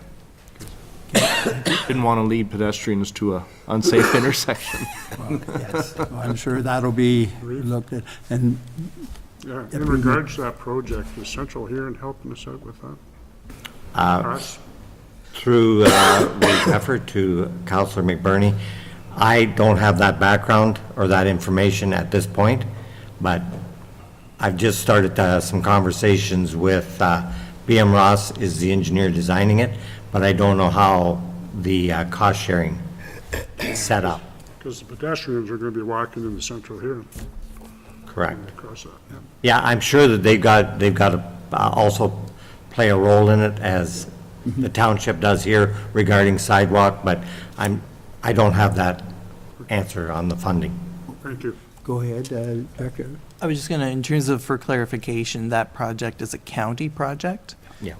So in terms of their initiating it and determining how they're going to pay for it and how they're going to fund it, but from North Huron's perspective, in terms of sidewalks, the county has approached us, and I'm assuming that they have equally approached Central Huron as well for whatever contribution that they're seeking to move that project forward. So I just want to clarify that that's a county project, not a township project. Yeah, we know it's, yeah, we've been working collaboratively together with Central Huron, yes. Go ahead, Councillor Wright. Yeah, it would be helpful, I don't know if we could reach out, but it would be helpful to know if Central Huron is planning to go ahead with that work. It's just, in my mind, spending $50,000 on a sidewalk, which doesn't really lead anywhere, doesn't make sense. Like, if, you know what I mean, you come up to the intersection, you cross it, and then there's no, you'd have to walk on the road or on the grass once you get to the other side, so, I certainly think it makes sense to do sidewalks there, but it'd be helpful to know if we could do it in conjunction with Central Huron during the same thing on their side, right? So it's the entire solution is put in at once, as opposed to, us put sidewalks in and then, Central Huron for some reason pushes that project or it doesn't get on their books, but I don't know what unofficial or official rules we could go through to get that information. I'm sure if it's going through the county that they'll keep us informed and bring everything to light. Go ahead, Councillor Van Henderson. Thank you. A couple of months ago, I requested that staff looked into extending the paving of Moncrief Road, and I don't see anything about that in the budget. Is there a report coming, or isn't there been looked into that? It was, yeah. For Chippensar It was extension. relayed to the departments for consideration Yeah. for inclusion in the budget, and I would You don't say, have it. yeah, the fact that it's not in there. I know there was some transition between I know. Jamie and Chip, Yeah. but it could have been just due to the overall projected of what the costs were in the budget that it was excluded. Can I ask for a ahead, Chip. report for that for the coming year, that it's Through not Reeve put Heffer to to- sleep again? Yeah, this is the first I've actually heard of it. I wasn't aware that this was discussed previously or a request come through previously, but I'll have to do a little investigation into what you're referring to. Yep, thank you. Thank you. Appreciate that very much, Chip. And Deputy Reeve Faulkner? Yes, thank you, through you, Reeve. This kind of pertains to Councillor Henderson's comment about the infrastructure. Just going through the budget and seeing how the numbers work out, and some of them just, to me, they look a little lopsided. We have 12 people taking care of 29% of our budget in the roads department, or in the PUC department. 24% of our budget is in Parks and Rec, and it's being overseen by 76 people. For, those are haves and wants. And I think that those numbers are a little skewed, and we have, I don't know, what, 12% in capital, capital projects, things to make our municipality better and keep it up. So I think our numbers they seem to be a little out of whack in my mind. I was going to put forward a motion to have a report, or staff bring back a report on the projected budgets, between the roads department and Parks and Recs and whoever else might be involved in that, to look at how we can bring those numbers a little bit more in line. Because I know I get lots of phone calls about the potholes and the roads and the not being paved in Blythe. I rarely get one for, the swimming pool being closed for a day, or something in the rec, or the ballpark grass one day isn't cut. I might get a phone call, but I get a lot more on the infrastructure and people worrying about that on their tax dollars, and one that's discretionary, that that's going to show improvement and show something that's going to last for a while. And we've been really lacking on our infrastructure. We have a huge projected deficit. I don't know what it is, $57 million or something, just in our water and sewer in the next 25 years. So like I say, I would like to make a motion for staff to bring back a report on how, if they could see any way of leveling out those numbers a little better. You see, most of our expenses is in staff wages and benefits and such, and I just think there's a discrepancy between the 12 and the 76 that it's just stunning to me. If you can you formulate that makes sense. I have something here based on where I think what you're looking for, but if it's not, let me know. But basically, your draft motion would be that the Council of the Township of North Huron hereby directs for staff to prepare a follow-up report for the next budget meeting to allow for council to conduct a review of discretionary services to potentially reduce the impact of the 2023 budget and to allow for better maintenance of township infrastructure. Yeah, look, that hits everything, yeah. Okay. So then you have a mover of that motion. And you're Mover, now I need a seconder.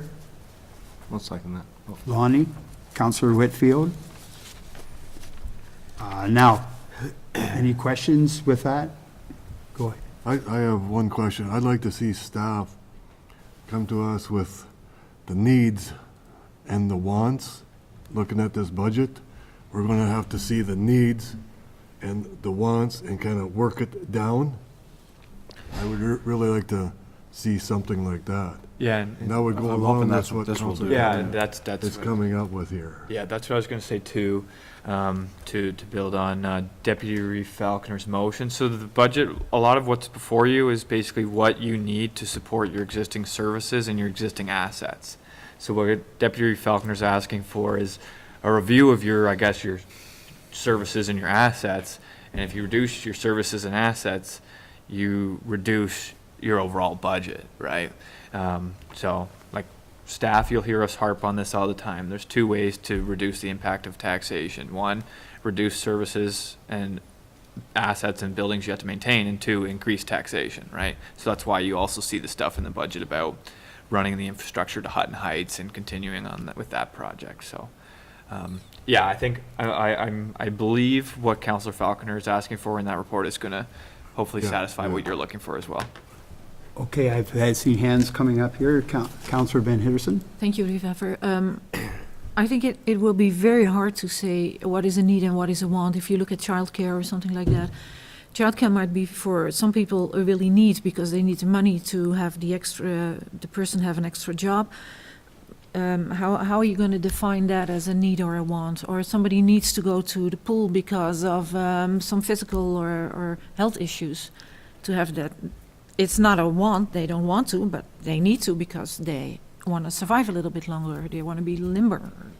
Yeah, and I guess through you, Reeve Heffer, to answer Councillor Van Heersman's question, I don't necessarily see this as a report of staff ranking all the needs and wants. I believe that's more of a council decision on your services and where you guys see yourselves going as a municipality and what you hear in the community of what you want and need.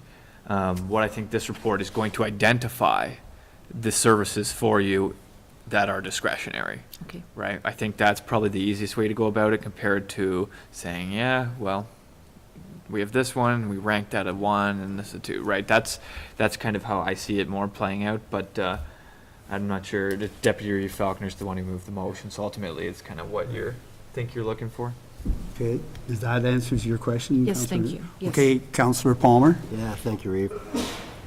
Deputy Faulkner, your initial comments were centered on the staff of Public Works against the, not against, but compared with the staff numbers of RAC. And so that seemed to be, in my mind, your issue. If you split off the daycare part, that's probably close to half of the staff of 76 anyways. So comparing the two, other than wants and needs, it's like, an apple and an orange. They're so different. I'm grateful that there's only 12 in Public Works, and they do a lot of work, and they do well. But the numbers that we were told for the rec and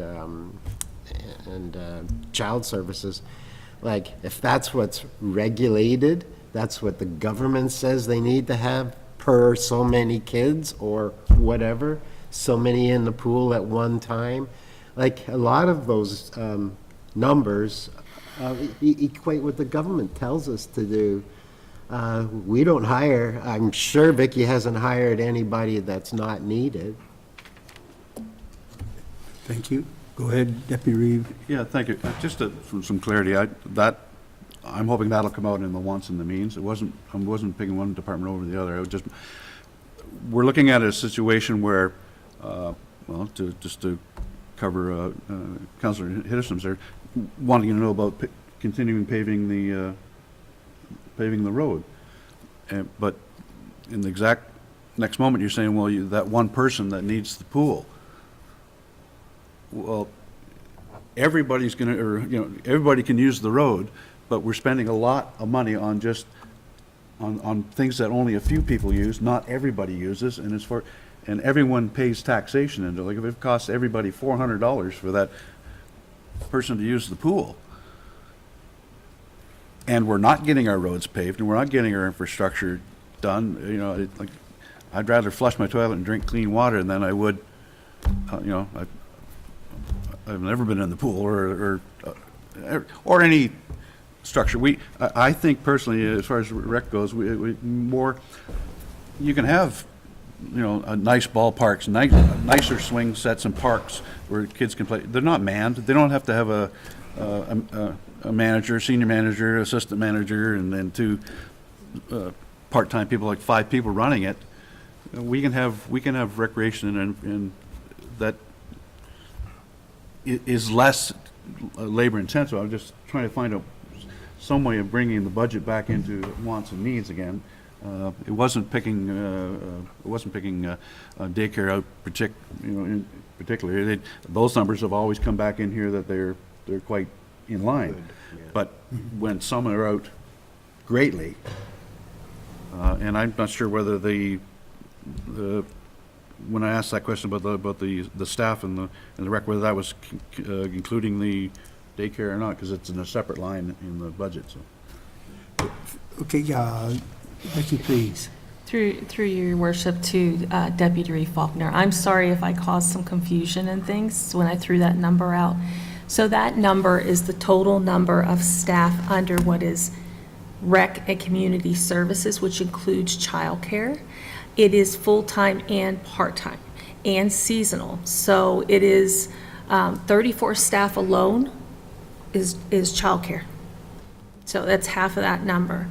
And again, these numbers are not full-time, they're full-time and part-time and seasonal. So I'm more than happy to bring back that information, and I think that you should have that information. But my point is that we do have a lot of staff under our overall umbrella of a department, and that reflects in our increased costs.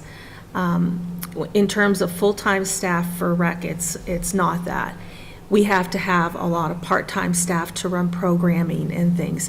We have seasonal staff, for instance, day camps in the summer. We have 7 full-time staff in the summer for the day camps.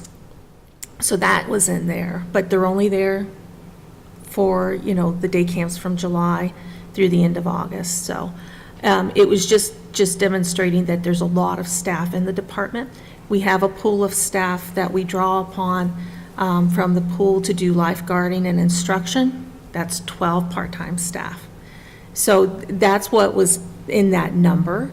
And I apologize if I was misleading anyone or making it appear that we were so top-heavy. Is just that when you look at our budgets year over year over year, and especially I did a report a few weeks ago doing a 5-year review because of COVID and all the things that happened in COVID and us having staff laid off, just to compare where we were pre-COVID to where we are budget-wise in 2022 and into 2023.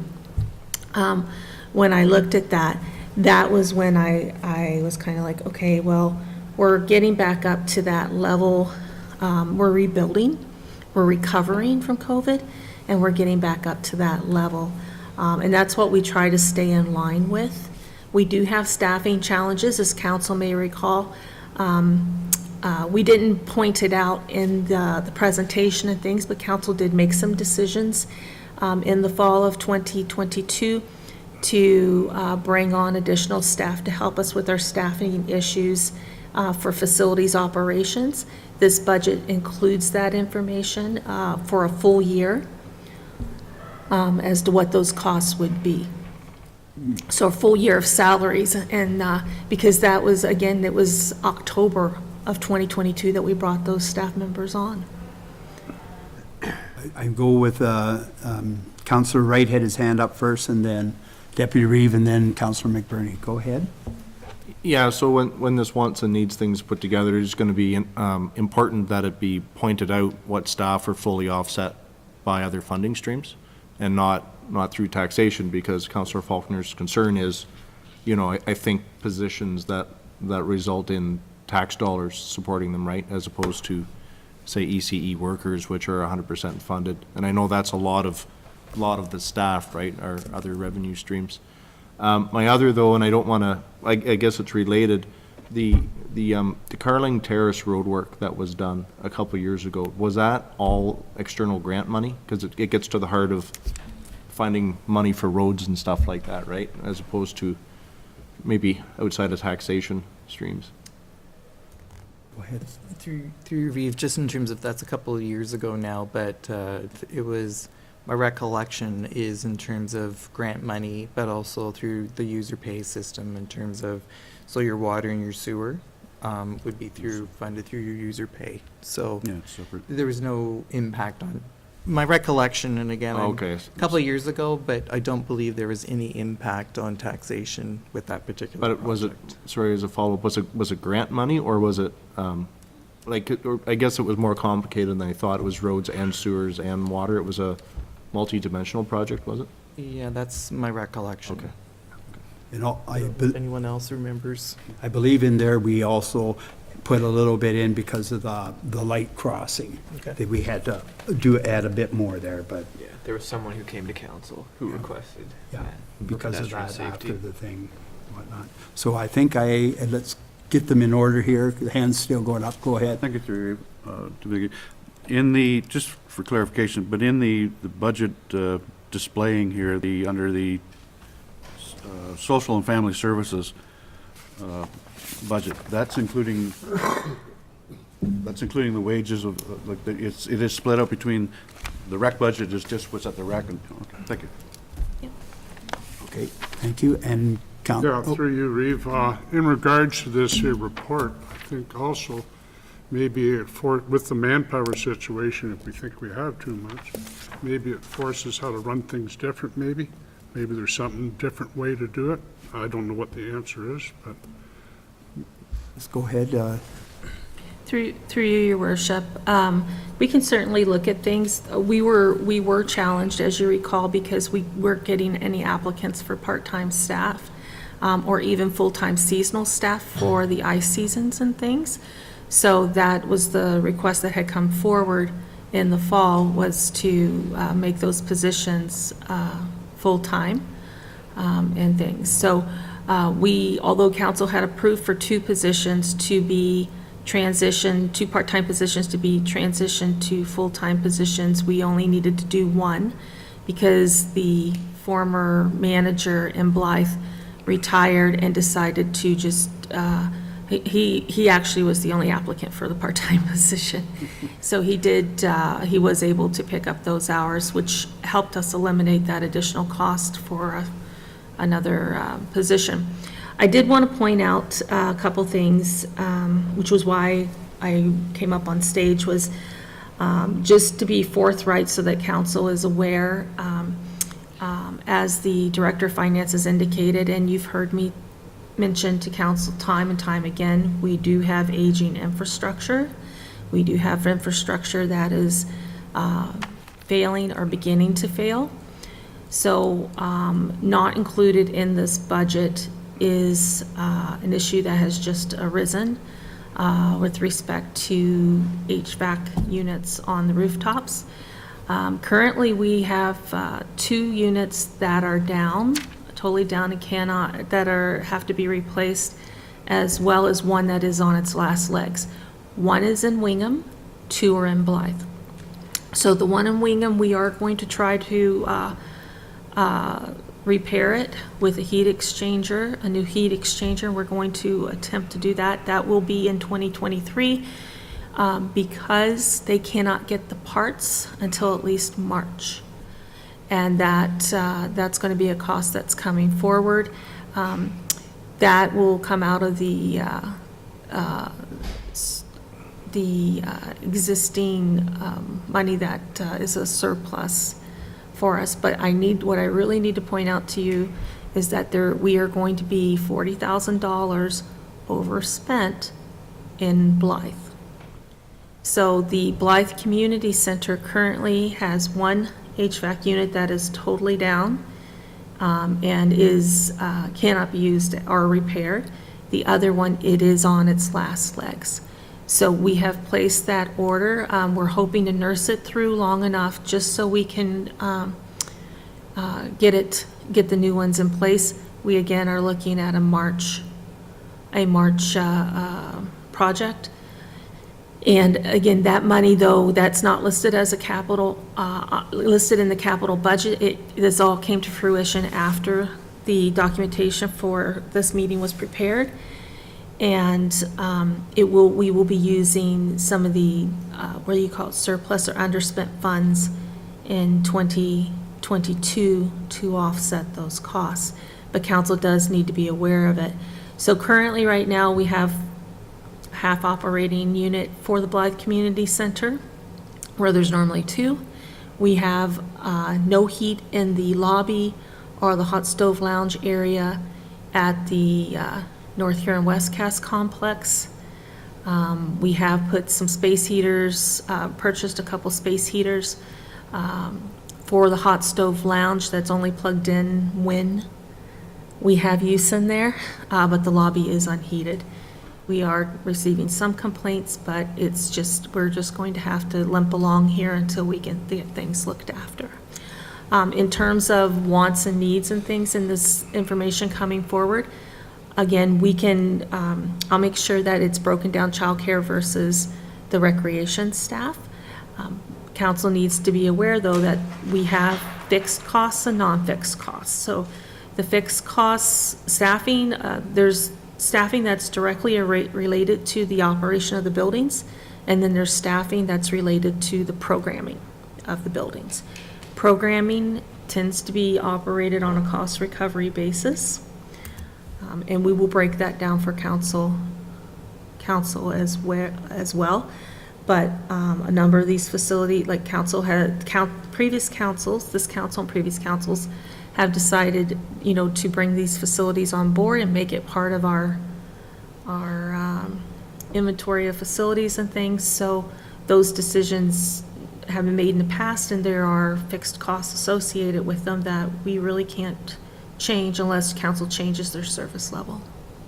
Thank you. So before I take any more questions, is there anything that you want to ask on the motion that's on the floor right now?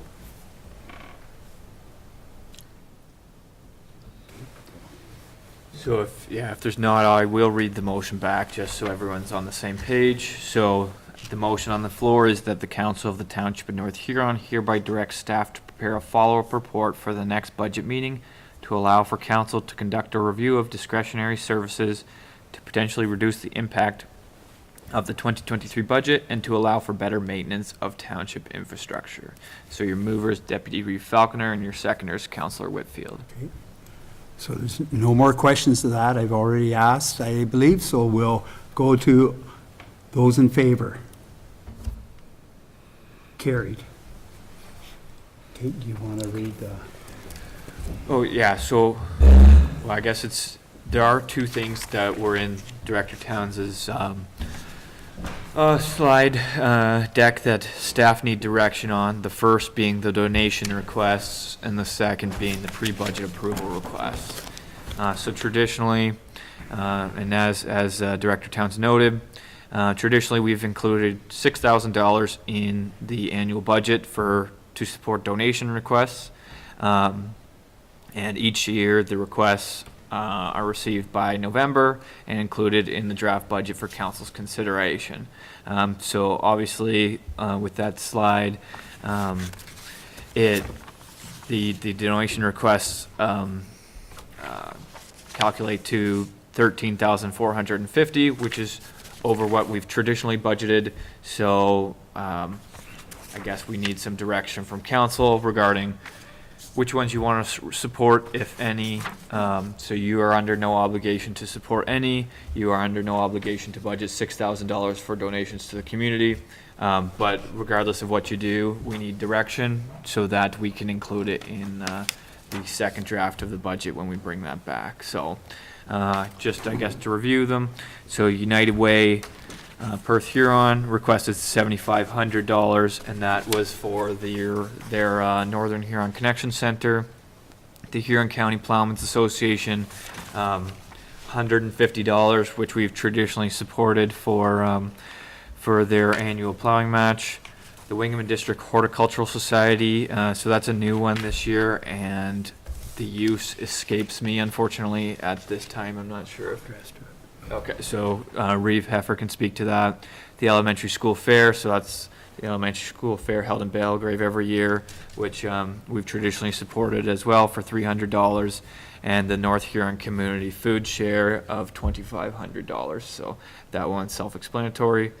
So the only one off the top of my head that is the Wingham District Horticultural Society, so maybe I'll pass it to Reeve Heffer to explain that one. Thank you, Clerk Lamb. Yes, they're looking for funds for building flower pots, a bunch of them, and I feel that we could go with supplying a worker that could build the things. I think we have our gentleman here that can do that, and then so it'd be in lieu of we'd supply a worker to do the building. So I think that can be taken off the list. So let's go ahead. I saw your hand first. Yes, thank you, Reeve Heffer. I would like to know why the United Way is asking the amount of money and where it's allocated for. And yeah, that's about it. I was wondering about the Horticultural Society as well. Go ahead. Through you, Reeve, my question was much the same as, the United Way, if I'm not mistaken, is currently in a project in town here with changes, Choices for choices change. for change and such. And we've supported that in other ways in town for the last year, getting it going through legislation, through other means. So we have supported that project other than financially. And United Way is a non-for-profit, and they do their own fundraising for, I know they're coming through here, but I don't see that taxpayers can choose on their own to support what they want to support. I fully support the horticultural. We're getting nice back for that. We're getting nice flowers, nice, you know, a better municipality through the Horticulture Society, so I'm in full favor of that. The Pollen, they're really not asking, that's the traditional one that they've had for years. The Northern Community Food Share, I understand their request, but you know, we collected food through the Santa Claus's parades for them, and there again, I think people should be able to pick out their own organizations they wish to put their hard-earned money and not have their tax dollars just discriminately used at our discretion. It should be at their discretion. I'm just curious, I saw that in the budget, they allowed only $6,000. So I think, first of all, we have to say, that's our limit. And I guess to clarify, yeah, you can raise that amount, you can decrease that amount. 6,000 is just what we've traditionally budgeted, but so for example, if you only want to support a couple of these at a certain amount, my suggestion would be that we would only budget that certain amount instead of the whole 6,000, right? Because we have the donation request policy adopted by council. It specifies when requests are required to begin by for the year, right? So these are the ones that you're going to see for the 2023 fiscal year. So it's just a matter of what you want to support and for how much. Okay, we'll just sort of go, take hands as they come up. Go ahead, Yeah, Councillor thank you very Benjamin. much. This is the request from the Horticultural Society is only for Wingham. It's not, they only operate in Wingham. It's not that they do the East Wammoners Park or they do something in Blythe or, no? Just Wingham? Yep. Okay. Go ahead. A question on the North Huron Community Food Share. I actually share Councillor Faulkner's overall ideals of, you know, almost forced donations, right? You tax people and then give the money away. But is that a new request, or have we traditionally supported them over the years? Because I'd hate to stop, you know, a source of funding that they're used to getting. Without leading council astray, I can say that we supported them last year. Beyond that, I don't want to give an answer and not have it be incorrect. Okay. So, I mean, just my thought, I'd be inclined to support that simply because I'd hate to see what they would see as a cutback when we all know food prices Understandably, are going yeah. through the roof. Go ahead, Councillor Palmer. As a simple list, and you just do what you feel is right, but if we brought the United Way down to 2,500, went with the plow and match, 150, the flour, you said we could supply a man, but we should supply some materials, so maybe $1,000. No, they'll look after that. I was talking to the gentleman, if we supplied a person that could build them for them. It's because of our insurance, they've tried getting a person. Yeah. And it can't work, like. Well, I had $1,000 for them, and then $300 for the school fair, and then $2,000 for food share. We're hitting everybody. Not hitting, we're contributing to everybody there, and that was $59.50. So we're just under the 6, and we could add $50 to one of them. Go ahead, Deputy Yeah, Mayor. just as a point of reference, just currently we had the high school reach out through the paper looking for anyone that had any projects that could be built by the training students in the services up there. That might be, they were looking for anybody that wanted sheds or flower pots or whatever, that they were also looking for projects, so it might fit in there. But yeah, just, the United Way one just jumps out there. We would still be under, where we'd be exactly under our 6,000 budget without the United Way in there, which I believe is a new request. That would, I mean, they're asking for over our entire yearly budget for everyone else. I don't think it would be fair to cut anybody back just to give them, you know, a new request more when we've supported the others. I'd go with that, too. Yeah, and I guess for clarity, since there's two new members of council, so last year, council supported the United Way for this project through their community safety and well-being plan funds. I do not recall whether it was 5,000 or the full 10,000, but it was one of those two numbers was supported, not through donations, but through the community safety and well-being plan implementation dollars. It was 5,000, yes. Yes, I would support the Plowmans, a little bit maybe for the, well, they don't need it, is what you said, elementary for fair and the community future, and I don't mind having some money left over in there for if during the year somebody comes up with that. Just keep the 6,000 in the budget and see what comes up through the year. Then all other community members or organizations can put in a request. Yeah, so I guess ultimately, the way to move this forward is I need someone to make a motion. I will make that motion. So, just bear with me here, Councillor Van Henderson. So then, the motion would be that the Council of the Township of North Huron hereby supports the following donation requests. Huron County Plowmen's Association, $150. Wingaman District Horticultural Society. Was that in or not? No. Okay. So, so then the motion would be that the Council of Township of North Huron hereby supports the following donation requests. Huron County Plowmen's Association, $150. Elementary School Fair, $300. North Huron Community Food Share, $2,500. Yep. So you have a mover of Mover. Do you have a seconder? Councillor Palmer, all in favor? Carried. So that is that one. So the other one that was noted in Director Towns' slide deck was the two pre-budget approval requests. So the one is for the continued implementation of Laserfish. We're making good progress on that, but obviously that is a substantial project to get us to the end point of where we need to be. And with that one, so we were relying heavily on the 2019 municipal modernization funds to fund that project.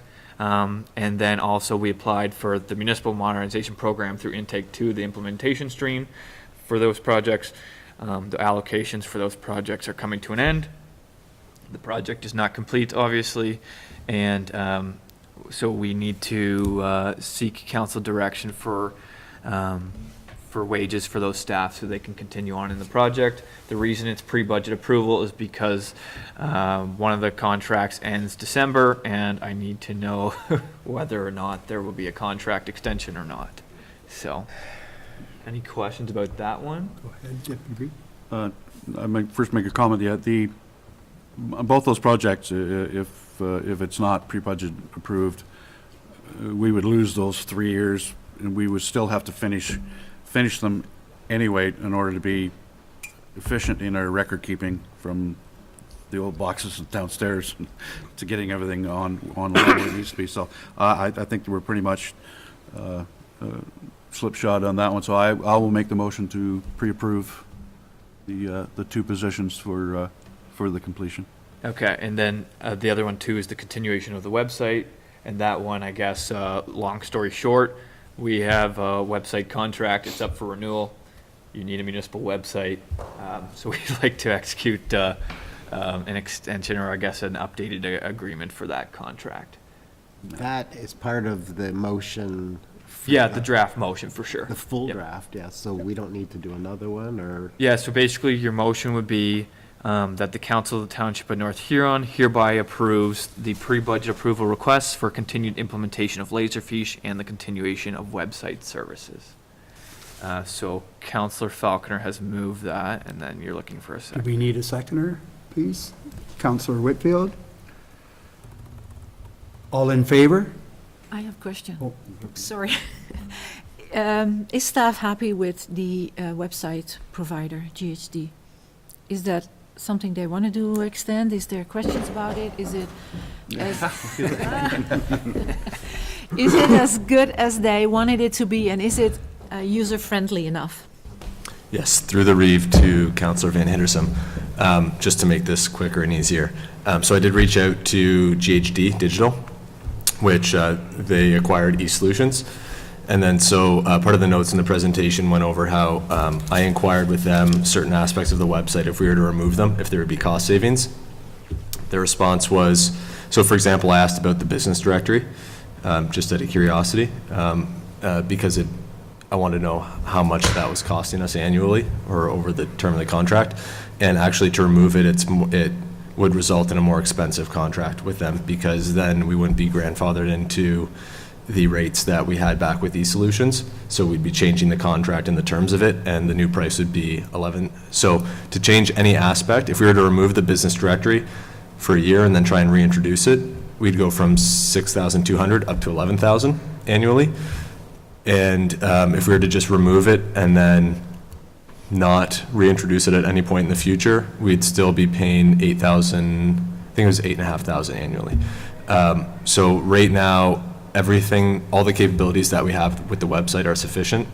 And I don't think we need to add anything else. The things that we are able to add don't need to be in this contract necessarily. We can add them as one-off. So for example, there's a service they have, it's called Too Big for Email, where if you want to send within the organization, if you want to send an email to, let's say, all the councilors or to the public, or make it accessible, where it's a 20, 30 megabyte file, you can, or even a gigabyte file, you can use that service, put a password on it, and for 30 days people can access it. Whereas right now internally there's very few ways we can share large emails. And maybe that's part of the communication action plan, is how to address that. But something like that we can add after the fact with this contract, and it might cost us $1,500 to $2,000 a year, but that would be a separate decision. Go ahead, Councillor. In the beginning, when this website was there were some challenges with administration for signing up for courses or for the fitness or anything like that. Is that now better, or is it working, or is there still a lot of work for staff to work with the website and the customers? So this specific contract would not cover, I believe, some of those aspects, which are more of the Fusion software. Yeah. This wouldn't cover some of the recreation components that Vicky's, I'm sure, about to speak to. Vicky, would you Through like you, Your to Worship. talk? Yes, sorry, through you, Your Worship. It is separate. So the website is more of a township-wide program, and where the Recreation Department implemented a new software program called Fusion, and that is the program that you're referring to. And we had some challenges. We had some challenges with the former program, and then we've had some challenges with this software, but I believe we've worked through the majority of those now. Okay, thank you. I was just going to say, and I guess the one thing I don't know who all recalls our previous website, but this website, there is a night and day difference between the previous one and this one in regard to functionality. So it's monumental difference between what we were working with before and what we have through eSolutions now, GHD. The other thing I'd just like to note, GHD suggested a 1-year contract extension, and then we went back and asked for 3 years, just to lock in at that 6,200. We don't know if a year from now they would not grandfather us in and they want to change our contract. So we have gone forward and locked in for 3 years. And that, I did note it was noted by Chris that there will be CPI implications. So as we go forward, it's gone from 5,800 last year to 6,200 this year, and it might go up or down. We're not sure into future years, but Right. yeah. Okay. All in favor? Carried. So I guess, so that covers the pieces in the slide deck. So I guess to recap, so you've passed 3 motions so far. One directing for the follow-up report regarding a review of, that would allow council to conduct a review of the discretionary services. A second one regarding your donation requests, and a third one regarding your pre-budget approvals.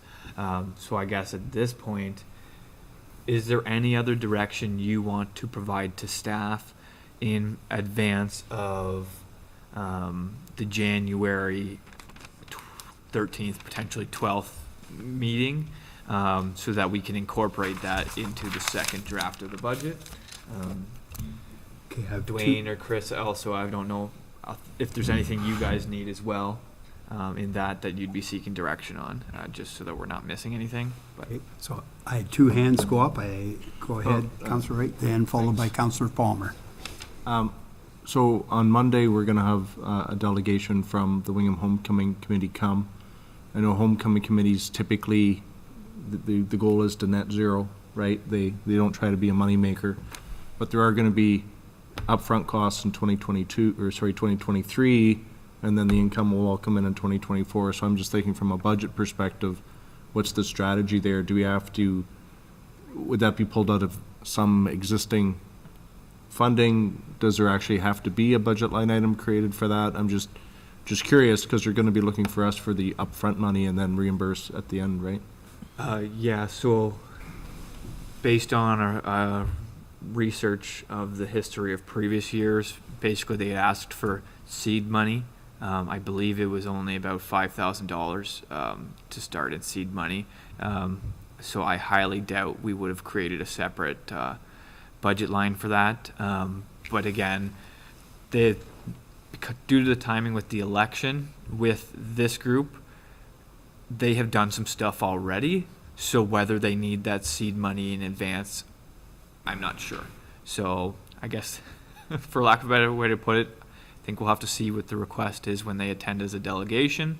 And then we'll wait for council direction, and then we'll include that into the second draft of the budget, should it be required. Okay, thank you. Go ahead, Councillor Palmer. Yeah, thank you, Reeve. I'd like to see a more detailed budget, if you wouldn't mind, Chris. Yeah, line by line, if you wouldn't mind, No problem. of each of the divisions, yeah. And I guess my only thing was, and I've talked to Mr. Towns about it, is the finished, what the final cost of 2022 is. If we could see that sometimes we don't see that line, and I think it's very helpful for. Through you, Reeve, for the January 12th or 13th meeting, I should be able to have all those numbers in place for you. Appreciate it very much. Councillor Faulkner? Thank you, through you, Reeve. I know it's my comment or my question is associated with through some staffing changes that we've had, but we strived for 4 years in the past council to have a fairly extensive asset management and project severity document made up from the previous roads department, and we kind of got away from that over the last 4 years. That questions that I had would be lost because they were not being followed by the asset management or the project management scale that had been previously in place for this council. I just wonder if that needs any budgetary consideration going forward, because we're really lost without one, and I really miss having, because you could tell what road was scheduled to be doing. You could tell your constituents that you have a plan, and the budgeting is in place for that, the next 5 years kind of thing, of what needs to be and what doesn't, and we got away from that. So there again, The roads needs assessment, I'm pretty sure. yes, yeah. So- Now, is it? I know it's Is it even in place? Is it even still here or was it just not being followed? And my question is, do we need any budgetary consideration for it? Because that's an important piece. Go ahead. Yeah, so in terms of Reef Heifer, we do have an individual currently with us, assisting us with asset management. So I believe, Director Towns, that we have included wages for the continuation of that position until the end of December, but it's not a pre-budget approval requirement because the individual because of the existing funding that we have, it's into 2023. Essentially, we need funds for the balance of 2023, but it's not deemed to be time sensitive, but it has been built into the budget. When you see the final. Great, thank you. Go ahead. Councilor Wright? So just a clarification, I guess, I did mention earlier that I'd like to have an understanding of all the reserve funds and, you know, the amounts in them and a description of what they're for, if there's any special constraints, like I think you mentioned that one Wingham Fund, for lack of a better term. I hope that comes out as well. And then I guess kind of a follow-up on Council Faulkner's, understand we can't get to a 5-year capital plan overnight. It takes some work. But if there are, even could put a list of things which are on the horizon, even just, you know what I mean? Like, so you can kind of bulk understand, like, is there an equally long list that's already kind of on staff's minds for 2024, right? Or not, right? Or is maybe there's not much on our minds in 2024 right now, and then potentially you could smooth the asset spending over 2 years, right? So if we could get that kind of list as well, just whatever you know would be helpful. Yeah, and the one thing I think that would probably be of benefit is we will send the asset management plan out to council, because not everyone has seen the asset management plan, right? It notes it notes your total infrastructure deficit, all those kinds of things, and I think it would be useful for council to have a review of that again as well. So we will make a note to send that out so you all have that well in advance of the next budget meeting. I know some of us have gotten that already, and it is why we had a good discussion about that today, why it is a need. And so with that, no more questions? I'm sorry.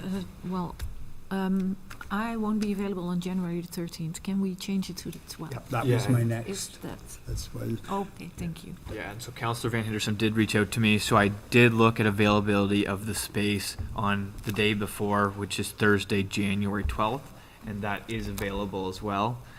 So if we want to proceed with that, the next budget meeting would be held Thursday, January 12th, 2023 at 9:00 a.m. So that works with everybody? Thank you very much. Okay, thank you, that's looked after. Conformatory bylaw, that the bylaw number 111-2022 being a bylaw to adopt, confirm, and ratify matters dealt with the council of the Township of North Huron at December 16th, 2022 meeting be introduced, read a first, second, third, and final time, be signed by the Reeve clerk, and be engrossed in the bylaw book. May I have a mover and a seconder? Mover, Rick McBurney. Councillor Palmer, seconder. All in favor? Carried. Adjournment, that the council of the Township of North Huron agree that there being no further business before council, the meeting be hereby adjourned at 11:23 a.m. 11:23 a.m. May I have a mover? Deputy Reeve Faulkner, Councillor Van Henderson, all in favor?